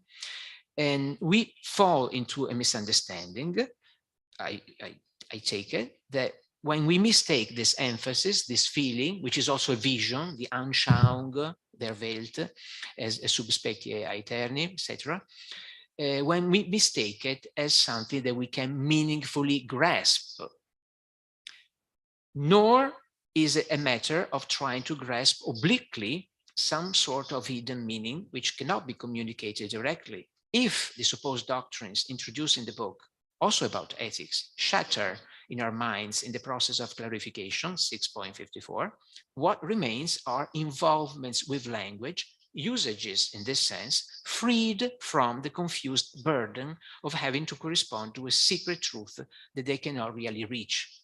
So the idea that there is a secret truth hidden in the Tractatus is actually part, it's before throwing away the letter. So it's not the task accomplished. So they appear as usages through which we record how words, when they regain a meaning for us in contexts in which we can fix the sense of what they say, are freed of this emphasis. So the disappearing of the problem of life in which its solution lies thus indicates this movement in our involvement with language. As he writes in 6.521, the solution of the problem of life is seen in the vanishing of the problem. So returning being able to return to our mastery of language, clarifying ourselves around our linguistic activities, makes this emphasis, this restless feeling disappear. This dimension of ethics, therefore, emerges as this kind of clarification of the ways we think our life is problematic, which leads to the vanishing of the problem of life. Wittgenstein also glosses it as seeing the word rightly, that is, as the condition of life in which we are at home with language and also with our lives. Now, I find, I've mentioned this a couple of times, a remark by Adolf Loos, or Loos was mentioned before, useful in connection with the Tractatus. So this is a very teeny tiny citation from an essay called Architecture by Loos. And Loos writes, if we were to come across a mound in the woods, a mound, un tumolo di terra, I say this in Italian, if we were to come across a mound in the woods, 6 foot long and 3 foot wide, with the soil piled up in a pyramid, a somber mood would come over us, and a voice inside would say, there is someone buried there, period. This is architecture, period. End of quotation. So my way of commenting this piece by Loos is the following. For those who possess the language that expresses a form of life, of which building, burying, caring for life and death are part, the perception of a mound brings with it the sense of the seriousness and solemnity of death. This feeling, which is also a perception of the death of life and death, which irradiates in many directions, is not declared by the language of architecture, nor is a hidden meaning that the language of architecture prevents to be uttered. On the contrary, the possession, this is, I think, what Loos is arguing, the possession of the language of architecture and of the form of life of architecture, in which erecting a mound where a person is buried has a place, makes possible the seriousness and solemnity of death, expressed through the characteristic perceptions and sentiments. So the value here, in Lawes's quotation, is expressed precisely by the fact that it is absent in the language that expresses it. Lawes and Wittgenstein are aiming at the recovery of our confidence in language, in the forms of life in which an ethical sense can be expressed. That there is something that appears inexpressible does not indicate a failure of language, something the language cannot accomplish or can do so perhaps only indirectly. If the imaginative journey of the Tractatus is successful, this inexpressibility eventually, at the end, takes on a different phase for us. It is the phase of what is expressed by the very fact of having a world, of having a language, inhabiting a form of life, exemplified, for example, by the language and form of life of architecture, in Lawes's example of the mound. Value, therefore, is not in the world. It is not located somewhere. It is not a fact that a proposition can treat. Rather, it is expressed by the fact of having the word and the language, nor is it outside of the word in some sui generis, in oblique manner. So we can follow Lawes's lead here. Like the other modernists, Robert Musil in especially, Lawes criticized the understanding of value in the form of the search of a spatial sphere of value, of the ornamental, the sublime, the superluminescent. He was critical of the pursuit of style and ornament because he considered it as a deviation from the forms of life in which human needs tied to ordinary life have a place. In these circumstances, value gets in the way. The appeal to a notion, to a special notion of value, gets in the way between us and our life, and the solution is to liberate oneself from this emphasis and return to the language that expresses a form of life, a language that we master naturally. So the aesthetic and human value is expressed precisely by the fact of having recovered this mastery of language, the first person capacity to respond to the situations of life, as in the example of the mound. So Wittgenstein, the Tractatus, was interested, I think, in bringing clarity to this kind of response to life and to the conceptual space of its expression. A full and unbounded linguistic response to life, such as that which is reserved for the earthen mound in Lawes's example, is capable of expressing a sense of seriousness and solemnity towards death. Such value is expressed in the silence of the language of building and burying. The Tractatus is concerned with bringing us back in touch with our language, and in doing so, he also has an ethical task, an ethical spirit, as he wrote to von Ficker in the famous letter. So now, last section on ideas of where to place this kind of problematic in the tradition of philosophical ethics.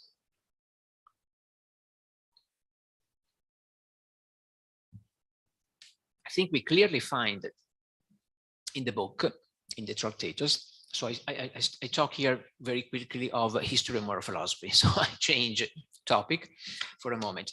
I think we clearly find in the book a rejection of the normative approach which had marked the modern tradition of ethics, let's say from Thomas Hobbes up to Henry Sidgwick, up to G.E. Moore, with whom the Tractatus engages, or with whom I think it can reasonably be understood to engage. He read a little bit of Principia Ethica, I think, then I hope I'm not mistaken. Of course, his connection with G. Moore is part of his biography. Now, this tradition, this normative tradition, moral philosophy as theories, the social contract, utilitarianism, etc., is broken at one point. Now, this is, I go very quickly. It is probably broken by Hegel in the Phenomenology of Spirit, who establishes an alternative tradition based on the idea of ethics regarded as self-reflective self-understanding. Now, this alternative tradition continues basically in two directions: philosophy of existence, of the self, and philosophy of society. Yet, at one point, this actually crashes in the experience of modernism. With modernism, we have a rejection of both of the philosophy of the subject and of the philosophy of society, because the conditions of one's reflective self-understanding are lost and must be regained. So modernism offers the soil where the Tractatus grew, and this was described beautifully in many books. Obviously, Professor Janik and Tommy in Wittgenstein, Vienna, in William Johnston, The Austrian Mind, in many of the books by Aldo Giorgio Gargani. Now, the Tractatus represents the need to regain possession of one's own language and of the conditions of existence, and therefore of the basis of ethics, where the problems that normative theory deals with are to be found. So the tradition of modern ethics is broken. We are in the modernist experience of crisis. So the Tractatus experiences the crisis of the philosophical tradition. Philosophical theories are to be rejected. So the modernist theme is that of losing oneself in one's language and becoming foreign to it. And the Tractatus, therefore, is about how to offer a solution.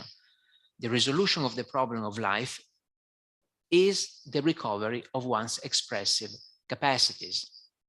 Now, the question for the Tractatus, therefore, is not that of responding to ethical problems by offering normative criteria in the form of theories. He will go over this in his discussions with the Vienna Circle people. Ethics is not a theory, so he would say this many times, of course, later.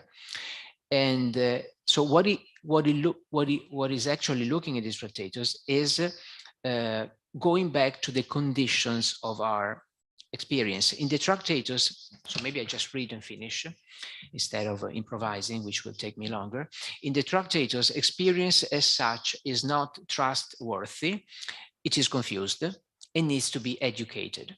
However, the form of the education of experience is humanistic. So I have a little play here at the end of this talk, which I really can go very fast, about modernism and humanism, which are really two different philosophical episodes. The journey of the Tractatus relies, this is the theoretical thesis that I actually care for. The journey of the Tractatus relies on the power of language understood in humanistic sense, not as a conventional tool, but as an expressive tradition. We are to understand the voice of the author in the sentences of the Tractatus. In order to allow this, such sentences must have the depth and gravity of a humanistic work. So the Tractatus is both humanistic and romantic. It is modernistic and romantic. It is modernistic in the sense that it signals a crisis. It is romantic humanistic. So of course, the intellectual episode before modernism, because it relies on the power of words to change the subject. What I said at the beginning about the various voices in the Tractatus, the various methods, the various usages of language in the Tractatus, in my view, they all are tied to this idea that language can change the subject. And this is romanticism. Later, it will be also psychoanalysis, as a matter of fact. And this is what I call a humanistic understanding of the power of language. And the Tractatus, in the moment in which he says that the reader needs to understand the author in the words written in the book, is actually relying on the humanistic understanding of language. You are to understand the author, not the sentences themselves. So there's a voice of the author, and the voice of the authors is typically found where? In novels, in the humanistic disciplines. It's not found in conventional language. So I end here. Rosaria is, of course, worried of where I'm going to end with this. So I end here. So there's a use of there's a humanistic appeal to the power of language in order to bring clarity in a situation of crisis, and this is modernism. So my conclusion is the following. The conclusion is that the kind of problematic that we find in Tractatus is a problematic which concerns the conditions of making sense, so the conditions of life and the conditions of language. So it is a problematic which concerns the personal transformation and the cultural critique necessary in order to recover this kind of unbounded response to life, as an example from laws. In this sense, it is difficult to answer where to place the Tractatus. It does not belong to traditional normative ethics. It more clearly belongs to the tradition that conceives of ethics as self-understanding, personal transformation, and this is a different tradition intersecting the traditional normative ethics and as a matter of fact, making up a lot of what happened of ethics in the 20th century. And I stop here. Thank you. Thank you very much.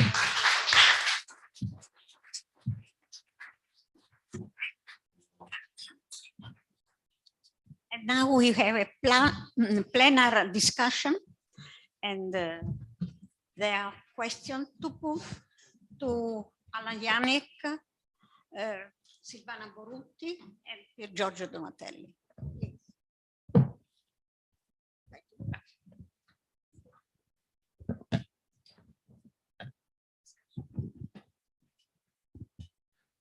Thank you. I can make a start. Thank you for 3 wonderful talks.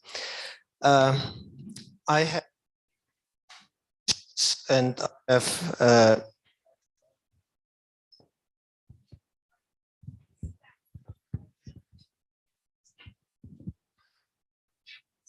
I could start with a question for Professor Borutti. I was just wondering whether you agree that Welt comes in the investigations through Wittgenstein's talk of allgemeine Naturtatsachen, very general facts of nature. And maybe this is also a question for Professor Donatelli. See. To the extent that one wants to say that the investigations do not promote or defend any thesis or doctrines, couldn't one say that at least when Wittgenstein speaks about the very general facts of nature and also about the natural history of man, the Naturgeschichte, so he makes certain statements about what we humans do and what belongs to us, that does involve some statements he would not want to free us from, but which actually are a basis for any liberation activity.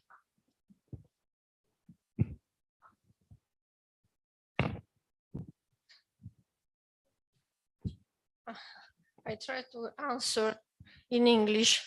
I have some problem with English. You spoke about general fact of nature in philosophical investigation. There are many passages in Wittgenstein writings where he speaks about natural history of mankind. I think he is referring to the conditions of life that are organized in a form of life. And this form of life is constitutive in relations to concepts. The form of life constitutes. Piergiorgio spoke about Wittgenstein normative. I agree with you. And I think that the natural history of man has to be understood as not normative, but constitutive. It is not a theory over our life. It is the expression of life.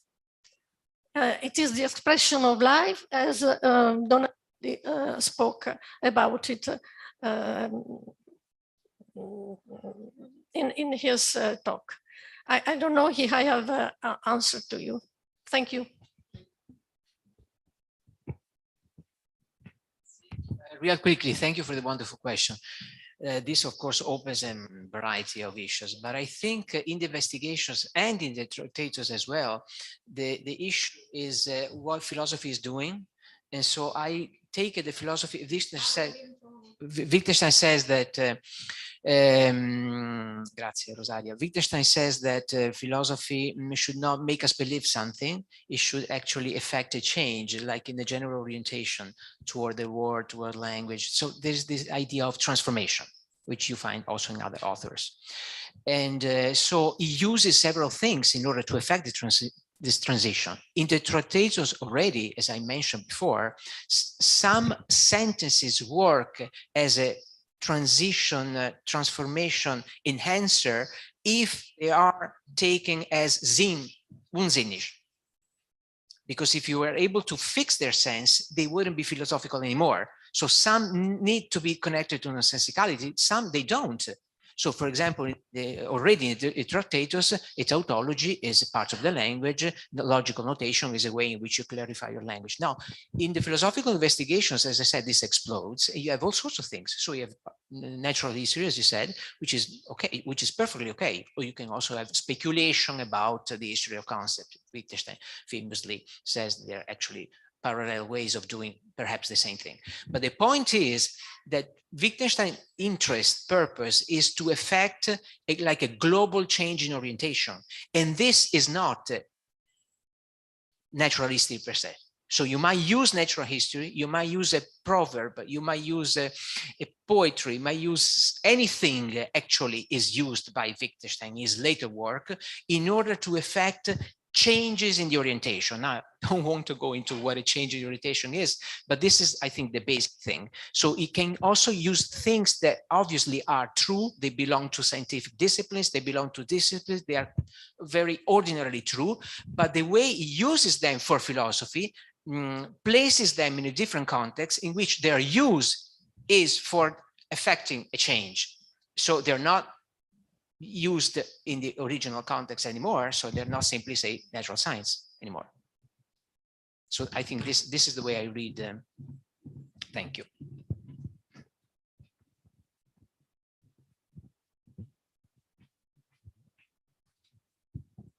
I have a question to for Janik. And you have stressed the importance. What is Janik? I don't. Yeah, okay. I have the light against. You have stressed the importance of the of Frege for Wittgenstein, the great Frege and so on. And I ask, what is I wonder what is for you and for the point of view of the mind of Wittgenstein mind, his reaction when he discovered that Frege had answered with great retard, with great delay from his letter, and had understood nothing of his book. I think this was a great trauma for Wittgenstein.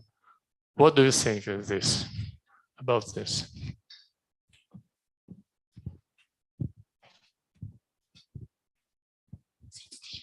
Wittgenstein is always impressed with Frege.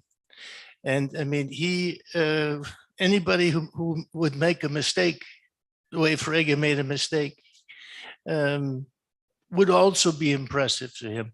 And what you say is literally false, because Frege told him what his book was about.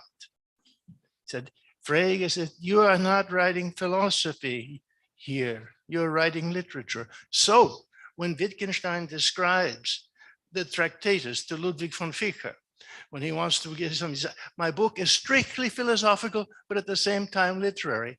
He never thought about that himself. He got that from Frege. So I mean, Frege is the kind of person whose mistakes you have to take seriously, because he is such an enormously rigorous thinker. And I mean, I never paid much attention at all to Frege when I was young. I thought it was all very, very difficult. This was silly, actually. It was only really when I began to become conscious of the work of Gottfried Gabriel that I began to see Frege in a totally different light, and to see that all of Wittgenstein's discussions, his interest in things like rules, which are always there in different forms. This comes back to Frege. So even if Frege gets it wrong, and of course, I mean, I've written a book, nobody will understand it. You know, this is the attitude that he has, and he presents it to Ludwig von Vicker paradoxically as a book on philosophy, and which is also literary, and I mean that's the way it is. If you can see the literary part of it, you should publish it. I mean, this is what he was saying to Vicker, who couldn't, of course, and that the reason for that is, which I describe in my book under Assembling Reminders, and have written about occasionally. The Tractatus is at least 2 different books. It is a book, and again, Brian McGuinness gave us the key to this when he's and it was in his lecture, in his retirement lecture from the University of Siena. I forget the title of it, of that lecture, but in that lecture he is describing the Proto-Tractatus, and the point in the Proto-Tractatus where Wittgenstein writes the propositions up to 6.4 and then draws a line, and then comes 7. Then comes 7. It's finished. It's finished, but it's not finished. It's not finished because he has that's 1917. He goes back to it and he puts in all of these things about ethics that we've just been hearing, that's Wittgenstein's Tractatus. The other part of it was Russell's Tractatus. What happens before that, in part because he goes back afterwards and starts putting other things that he's been thinking about, that Russell hasn't been thinking about, and that Frege hasn't been thinking about, such as this beautiful metaphor, analogy between the logical form of music, the notes on the paper, the relation between the notes on the paper, the played sounds, and the recording, which of course is again very, very new at that time. That he only writes that after he has the courage to say that there is something between 6.4 and 7, and these remarks are the ones, incidentally, that look like the philosophical investigations. Language is as complicated as the human organism itself. This again brings us to natural history. Look, already he says the human beings have a natural desire to run up against the limits of language. That's already in the Tractatus. This is Boltzmann. Boltzmann emphasizes this natural tendency. It's not something strange. It's not a result of stupidity. It's not a result of superstition. It's a natural tendency to go in this direction. So that the reference here to Boltzmann connects up with Spengler, because all the stuff in natural history, everything in that direction is not a result of his reading Spengler, but Spengler has motivated him to do that. I've spoken much too long. Thank you.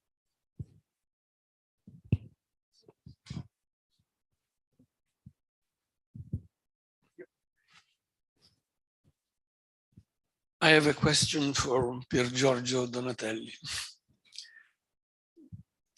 You said, and I agree with you, that the Tractatus is full of poetry. The language is poetic, and I would like to ask you why you do say so, and how this fact affects the aim to clarify language.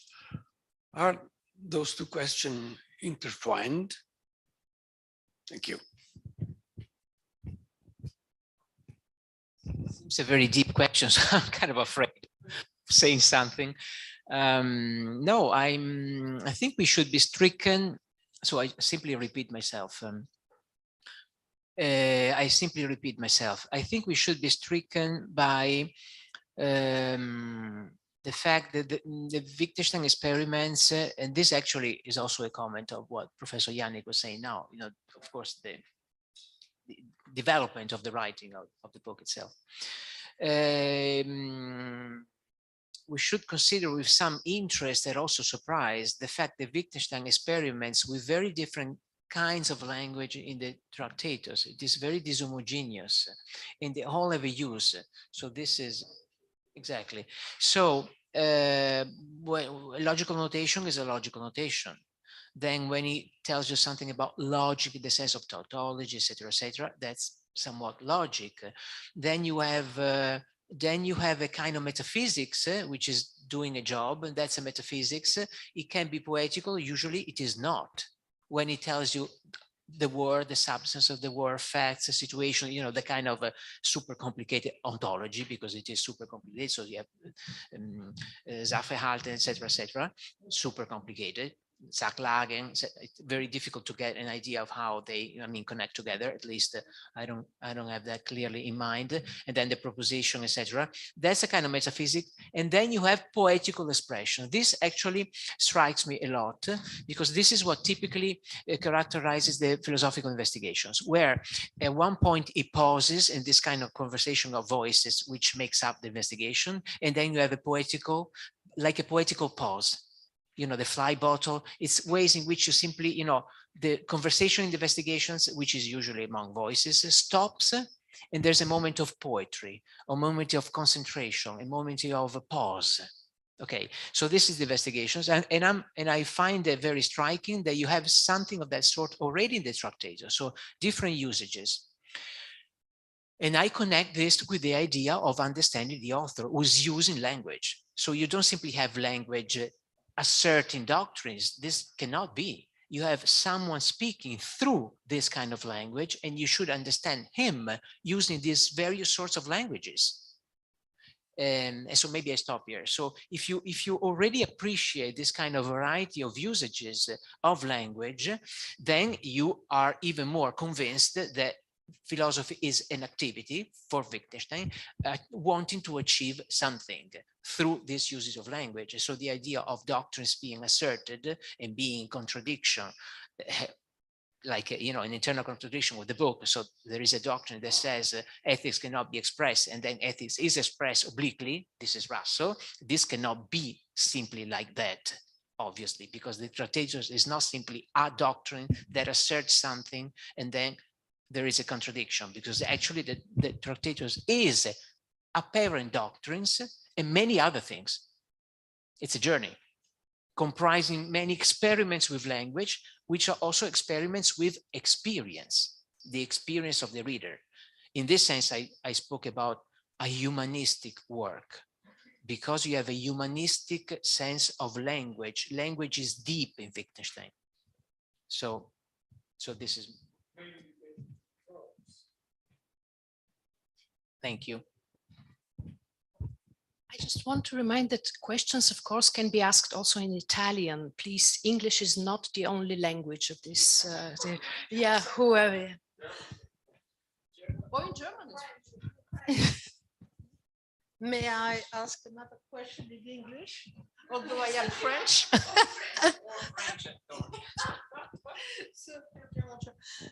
Just a question. I am impressed by the accentuation of style, perhaps, in Wittgenstein, but does not imply a preview or perhaps an a priori concept of style or even poetry or music.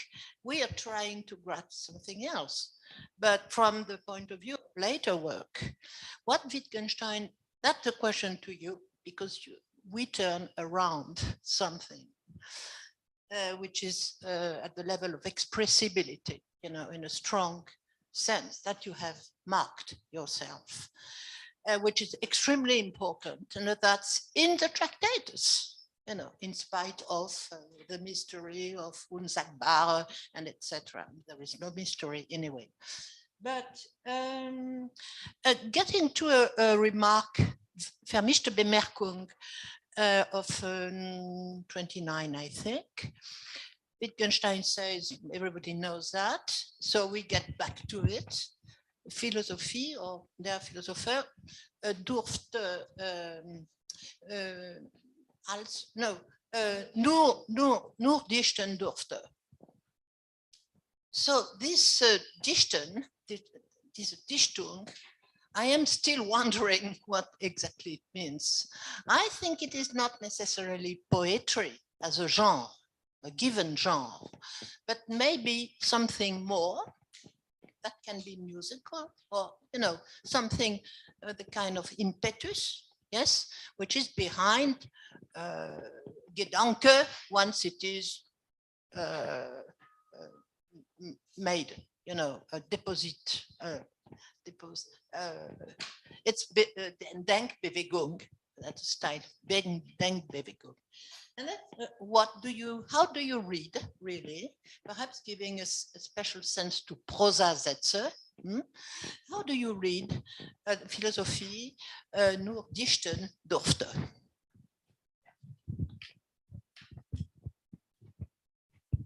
Quickly, in the first place, because I don't have a clear answer. Second, also because I don't want to talk too much. No, I think actually I agree. So I won't answer, and I will say that I agree that what I said can be rephrased in terms of expressivity. Expressivity means the language is also a gesture. So I'm using, and also I'm moving my hand. I'm looking at Antonia. So this is. Okay, the face, and language is gestural, and expressivity is also what later will be inner and outer, the philosophy of psychology. So expressivity is the fact that language expresses the inner world, expresses something, expresses some interiority, expresses spirituality. So I think dichten should be connected to this kind of expressive power of language. And what is striking is that Wittgenstein is already relying very much on the expressive power of language in the Tractatus, notwithstanding the gigantic revolution achieved, of course, from the 30s on, which is obviously there. But if you read it carefully, you have all this expressive usages, and starting with the fact of understanding the author. Understanding the author is understanding someone, and understanding someone is not understanding a sentence. It's an entirely different kind of thing. So I haven't answered, but I think that your very word, your very notion of expressivity is the crucial thing. It is already in the Tractatus. Of course, it is all over treated in the later Wittgenstein.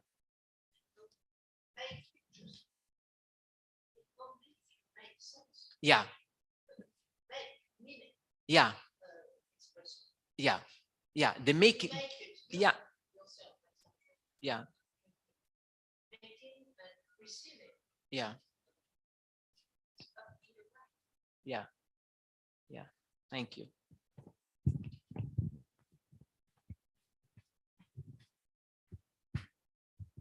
So I have a question both for Silvana and for Piergiorgio.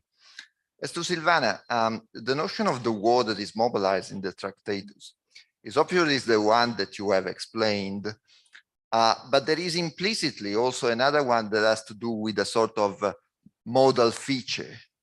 When Wittgenstein says that objects are both the form and the substance of the word, it seems that there is using the notion of word more in a sort of Leibnizian sense, that is in the sense of logical space, which is a set both of the actual and the possible words, which are the possible distributions of the subsistence and the non-subsistence of state or affairs. And I always wondered, if this is the case, how the second notion can be matched with what Wittgenstein says in the end, concerning, on the one hand, his phenomenological remarks, when he, for instance, says that the word and the life are just one, or the ethical remarks, when he says, for instance, that the word of the happy man is different from the word of the unhappy man, and so on and so forth. Did he ever, according to you, wanted to apply the modal notion, as it were, also to these cases, or when he's writing about these matters, he's simply focusing on the standard notion that you mobilized? And as to Piergiorgio, a possible suggestion, I very much appreciated what you said concerning the idea that there is a poetic side in the style of writing, both of the Tractatus and the investigations. And there is something that has not been explored yet, because it amounted just to a suggestion that Wittgenstein seems to have said to Malcolm. As far as I know, Malcolm is the only one that reports this idea, when Malcolm says that a philosophical book could be completely made of jokes.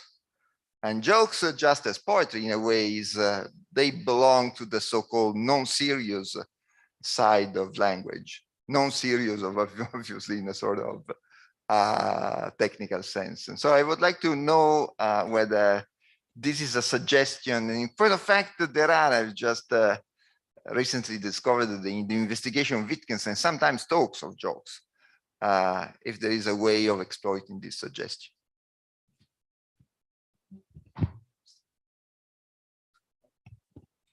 Oh, thank you. It's very complex, a complicated one, your question. I think that the modal sense of a word in the Tractatus is linked to the, is expressed in Leibnizian terms, but also in the Boltzmann terms. There is the theme of possible position, and I think that this theme is derives exactly from Boltzmann. I forgot the second part of your question. Concern whether when Wittgenstein speaks of word as related, say, to the metaphysical subject on the one hand and the values on the other hand, has in mind, might have in mind this sort of modal sense. Okay, it's not. It is difficult for me to answer because I think that it is true that Tractatus is written in different style, but I think that the impetus of expression is a unitary impetus. So I think that we cannot separate the logical writing, the expressive writing. I think that the personal identity of Wittgenstein is expressed in his style. So I think that the plural way of writing that we must consider in a unitary way, the plural way of writing, the plural styles, and so I think that this character of his writing is related to Schopenhauer, to the influence by Schopenhauer. And if I can, I would like to add something about Dichtung and the writing as Dichtung. I think that there is not only the theme of expressivity, but also the theme of composition. Of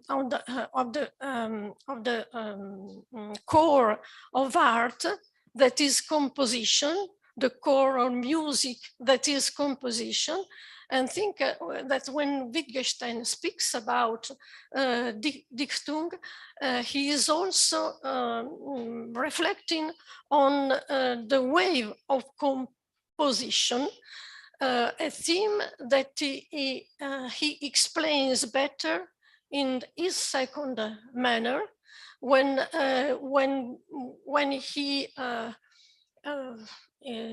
clarifies the theme of physiognomy, of a gestalt, the theme of a unitary look at the phenomenon of world.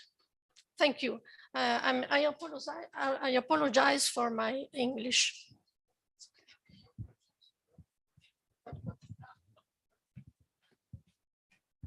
Thank you. Alberto, no, I think your suggestion is completely welcome. And I think actually it's a nice way of going over this kind of issues. Wittgenstein was also, I mean, jokes are like riddles, are like proverbs. So you cannot simply stay at the surface. You need to do something with language. And then a transition is realized. You get it, you get the joke, for example, getting the joke. So getting the joke is not staying in contact with the surface meaning in a way. And I think what Wittgenstein was doing in philosophy was something similar. And he was actually experimenting already in his Tractatus, but the later work is simply that, with various usages in order that you get it. And you should get something also that has the quality of depth, of being deep. And so I think the Tractatus is a number of things, some of usages, some you easily take them as stating something, because when he writes at the beginning of the book that the world is everything that happens, it's difficult to take it as a joke or as a riddle. It simply, it seems is stating, but then at the end it says you should overthrow it, überwinden. So the surface meaning was not what you were supposed to get. But actually riddles and jokes are always things that you can get overcoming, überwinden, the surface meaning. So I think your suggestion is very nice and I like it. Thank you. Thank you.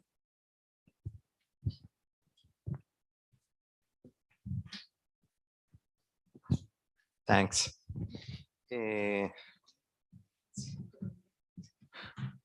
Farò delle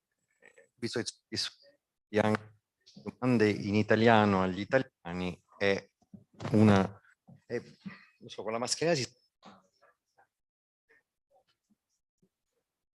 di difficile soluzione. Allora, I want to thank all the contributors for this interesting talk. And I want to start with Professor Janik. It's very interesting. And I didn't remember all the past.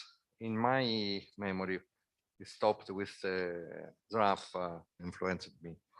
But it's very interesting, the other part. Brauer Freud is an example of Jewish reproductiveness. So it is in this phrase, Wittgenstein considers itself as a Jewish.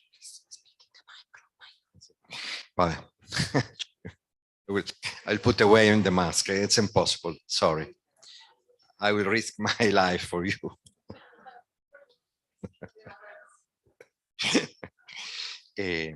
So my question for Professor Janik, it's if in this past, Wittgenstein is attributing to itself the Jewishness, is considered itself as a Jewish thinker.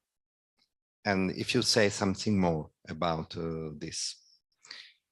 Farò in italiano le altre domande agli italiani, anche perché ci sono gli studenti e saranno anche domande di chiarimento. Quindi a Silvana Borutti, Silvana, ti richiamo alla... Ho molto apprezzato la tua relazione. Mi è piaciuto molto. Non mi è chiarissimo però un aspetto, va un po' nella direzione di Alberto. Quando tu dici che il mondo non ha niente a che fare, è una dimensione logica e non ha niente a che fare con realismo o l'antirealismo. Beh, alla fine però è una posizione antirealista, cioè io lo considero in questo modo, lo considero analisi delle possibilità, va abbastanza in una direzione antirealista. Questa è la domanda. Oppure se me lo spieghi meglio. Una domanda pure per Donatelli.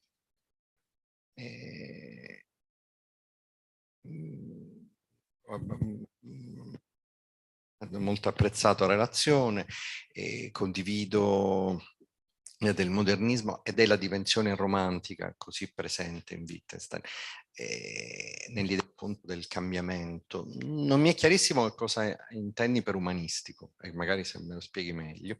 E poi l'altra perplessità va in direzione opposta a quella di Alberto, per triangolare così le domande. L'uso di metafore poetiche, che è molto forte in Wittgenstein, l'uso di espressioni fortemente poetiche, non è però una caratteristica peculiare di Wittgenstein. Quel genere, in quel ambito filosofico è abbastanza diffusa. Non lo è adesso, dove è cambiato completamente lo stile, però tra gli autori che lui cita c'è Schopenhauer, parliamo di Kierkegaard, autori che certamente lui conosce, ma fanno un uso amplissimo, quindi non mi pare sia una peculiarità. Wittgenstein utilizza anche Hegel, cioè autori lontanissimi, ma ne fanno grande uso. Cioè, Wittgenstein utilizza come chiunque tutto quello.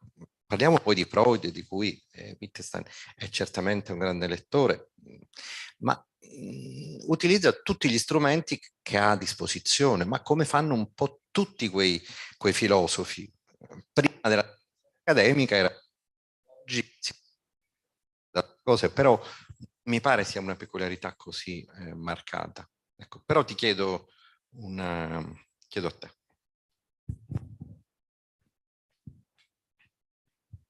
Well, you asked me to say something. I mean, one writes books about a theme like Wittgenstein and Judaism now.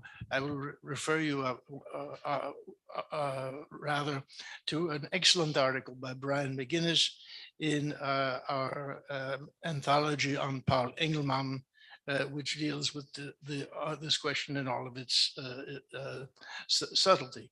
But the point of citing it here is to say, yes, Wittgenstein identifies as Jewish. He's comparing himself to Freud. Now, what I don't know is whether Wittgenstein was aware that Josef Breuer was Jewish or not. Brian McGuinness seemed to think he was. I doubt it. Despite everything, because what I think he was getting at in that passage is that Breuer had the original insights into psychoanalysis, which he wasn't able to deal with, which he wasn't able to elaborate, which he wasn't able to turn into the fantastic instrument that Freud could. And this is what I think he's getting at here. So that this idea of being Jewish and reproductive, which sounds so negative, is in fact totally positive. Quite, it is saying, you know, we're not the types that make the great discoveries, but we're the ones who understand why these discoveries are great discoveries, and find more in them than the people who produce them. Then to this, the sentence goes as follows. Philosophie dürfte man eigentlich nur dichten. Dürfte man eigentlich nur. The first time I've lectured on that in public was about 16 years ago in Norway, and Alois Pichler will remember how Silvan Schroeder hit me over the head with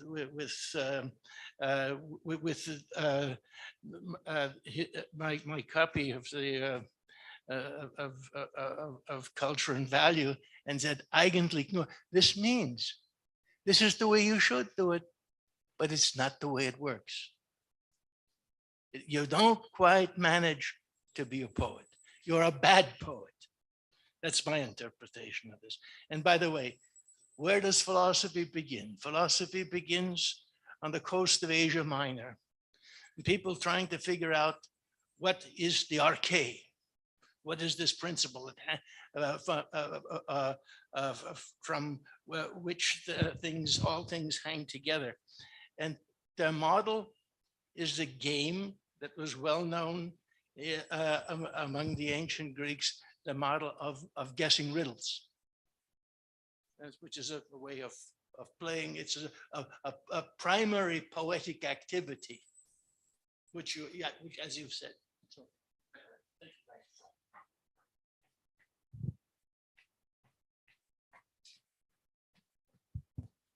I speak Italian? Ok, provo a parlare italiano. No, visto che la domanda è difficile, provo a rispondere in italiano.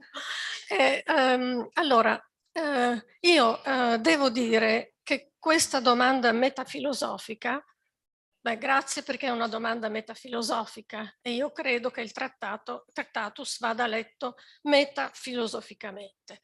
E io ho sempre pensato come te, come mi pare che tu pensi questo, cioè che Wittgenstein esprimesse nel Tractatus una posizione antirealista.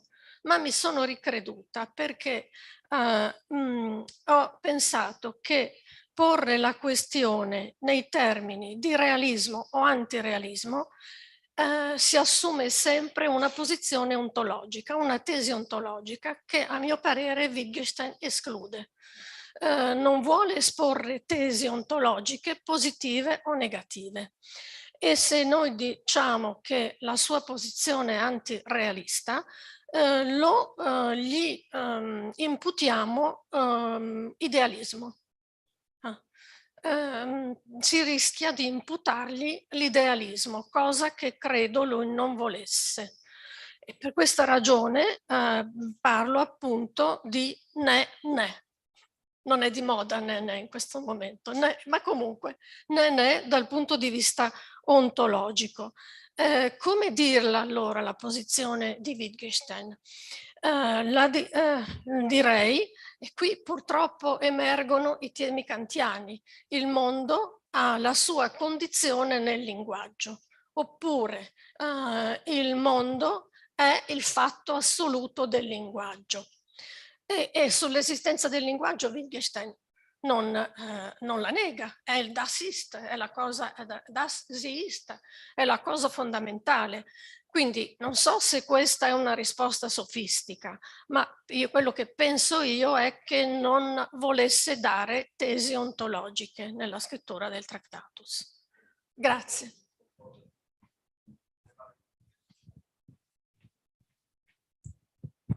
I think I might answer in English real quickly, as my mindset is in English right now. So I continue with that real quickly. Humanistic, I used it very simply, meaning a kind of usage of language tied to imaginative works of art. So imaginative works of art, which are history, which is literature, which is novels, which is poetry, which is philosophy at times. We are normally, I think, we are not asked to read imaginatively natural science. You're not asked to read imaginatively instructions on how to use a certain equipment at home, the instructions. So instructions are instructions, and you're not supposed to read them imaginatively. Whereas if we do, maybe it's a problem. So I think, so I'm using humanistic in this sense, and then And so humanism in this sense is tied to the idea of an expressive tradition, which is also tied to expressivity, which is a further thing. So I've been using it in that sense. The second question, no, I totally agree. So there's nothing original. Well, you mentioned in Wittgenstein using what looks like with poetical language charged. There's nothing original in that. Just think of someone that we never mentioned before, Nietzsche. Think of Nietzsche, of course. So obviously, there's nothing original in that. What is original is what Wittgenstein does with it. What Wittgenstein does with this kind of poetical use of language, I think, is original. The overall project is original and is revolutionary in a way. So it's not that use of a metaphor instead of declarative language characteristic of, say, what. So since the beginning of it, I'm saying obvious thing for the students down there, not for the colleagues, but the students know already, since the beginning of philosophy, we have been left with treatises by Aristotle that look very, declarative, and poetical dialogues by Plato, which is another genre. And so, of course, we have all kinds of genre. So the originality is what Wittgenstein does with this kind of poetical language, and also his understanding of what is poetical language. So we go back to Dichtung and what you were saying before, which is also interesting about composing. And so, yeah, what he does with it and his understanding of it is, I think, original. We have to slowly draw to an end. Yes, I know, I see.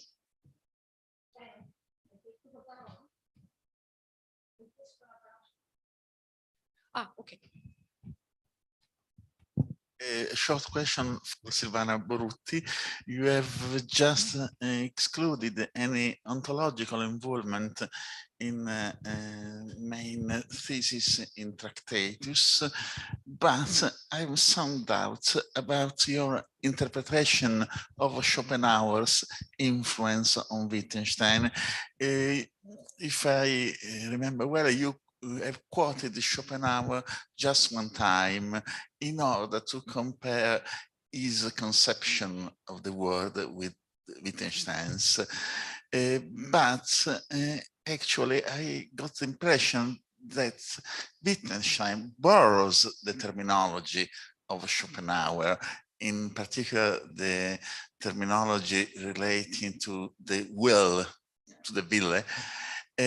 But actually, it does not seize the concept of Schopenhauer in their practical and theoretical import. For example, Schopenhauer allows a sort of rough intuition of the world, an intuition through the mediation of the body, something theoretical, not so convincing, but for him, there is an open way to reach the essence of the world, even though it trespasses, as it were, the Kantian limits he himself sets out. Wittgenstein neither does this operation, nor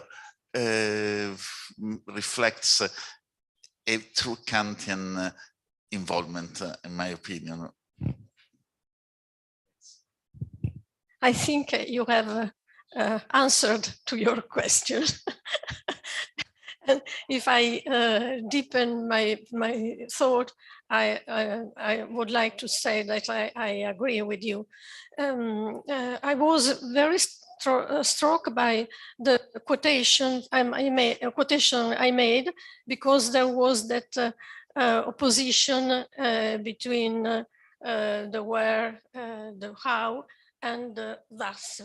It is this that struck me, and I think, as you think, that it is the ethical attitude towards the will that concerns Wittgenstein, not in relation to the idea of the essence of the word. the essence of the world. The essence, perhaps, the essence of the world is an ontological and metaphysical question in Schopenhauer, not in Wittgenstein. But the essence of the world, it is a question, a Wittgensteinian question, I think, in the Tractatus. His answer is very different from Schopenhauer, but there is the question. For example, there is an use of Übereinstimmung, l'accord, agreement in the Tractat. Very interesting, because Übereinstimmung devient, est-ce que je peux parler français? Devient un point très important dans le deuxième Wittgenstein. L'accord intersubjectif à l'intérieur de la communauté. But Übereinstimmung, it's a word in the notebooks, and it is a sense, this word, it is a meaning, l'accord. C'est l'accord entre le langage et la réalité. Il ne veut pas parler de ça en termes ontologiques, mais il a le problème de l'accord. Et l'accord, c'est quelque chose qui existe, qui advient, qui est là. Mais on ne peut pas parler de ça. Merci de votre question, était très intéressante.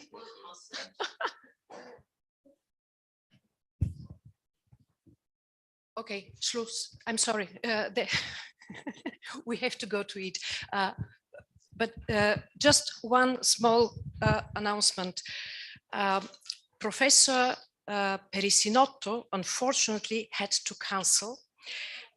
He is not seriously, but still a little bit ill and not able to travel. So I just wanted to say that we have thought it best, together with Professor Egidi and Professor Corsi, this afternoon, 3:30, to move there Professor Carapezza. The Proto-Tractatus, I fatti noi li comprendiamo, eccetera, eccetera. But at the same time, finish in the evening a little bit earlier, as last lecturer, we would have Martin Pilch at 5:30. And then either a little bit time for discussion, or we go a little bit earlier home. Okay, good. Yeah, home. Yeah. And directed only to the participants. May I ask you to stay just 1 minute more here now with me? I have a purely technical announcement to make about the further relazioni. Thank you. Thank you very much for this very vivid discussion, and I'm happy with this session.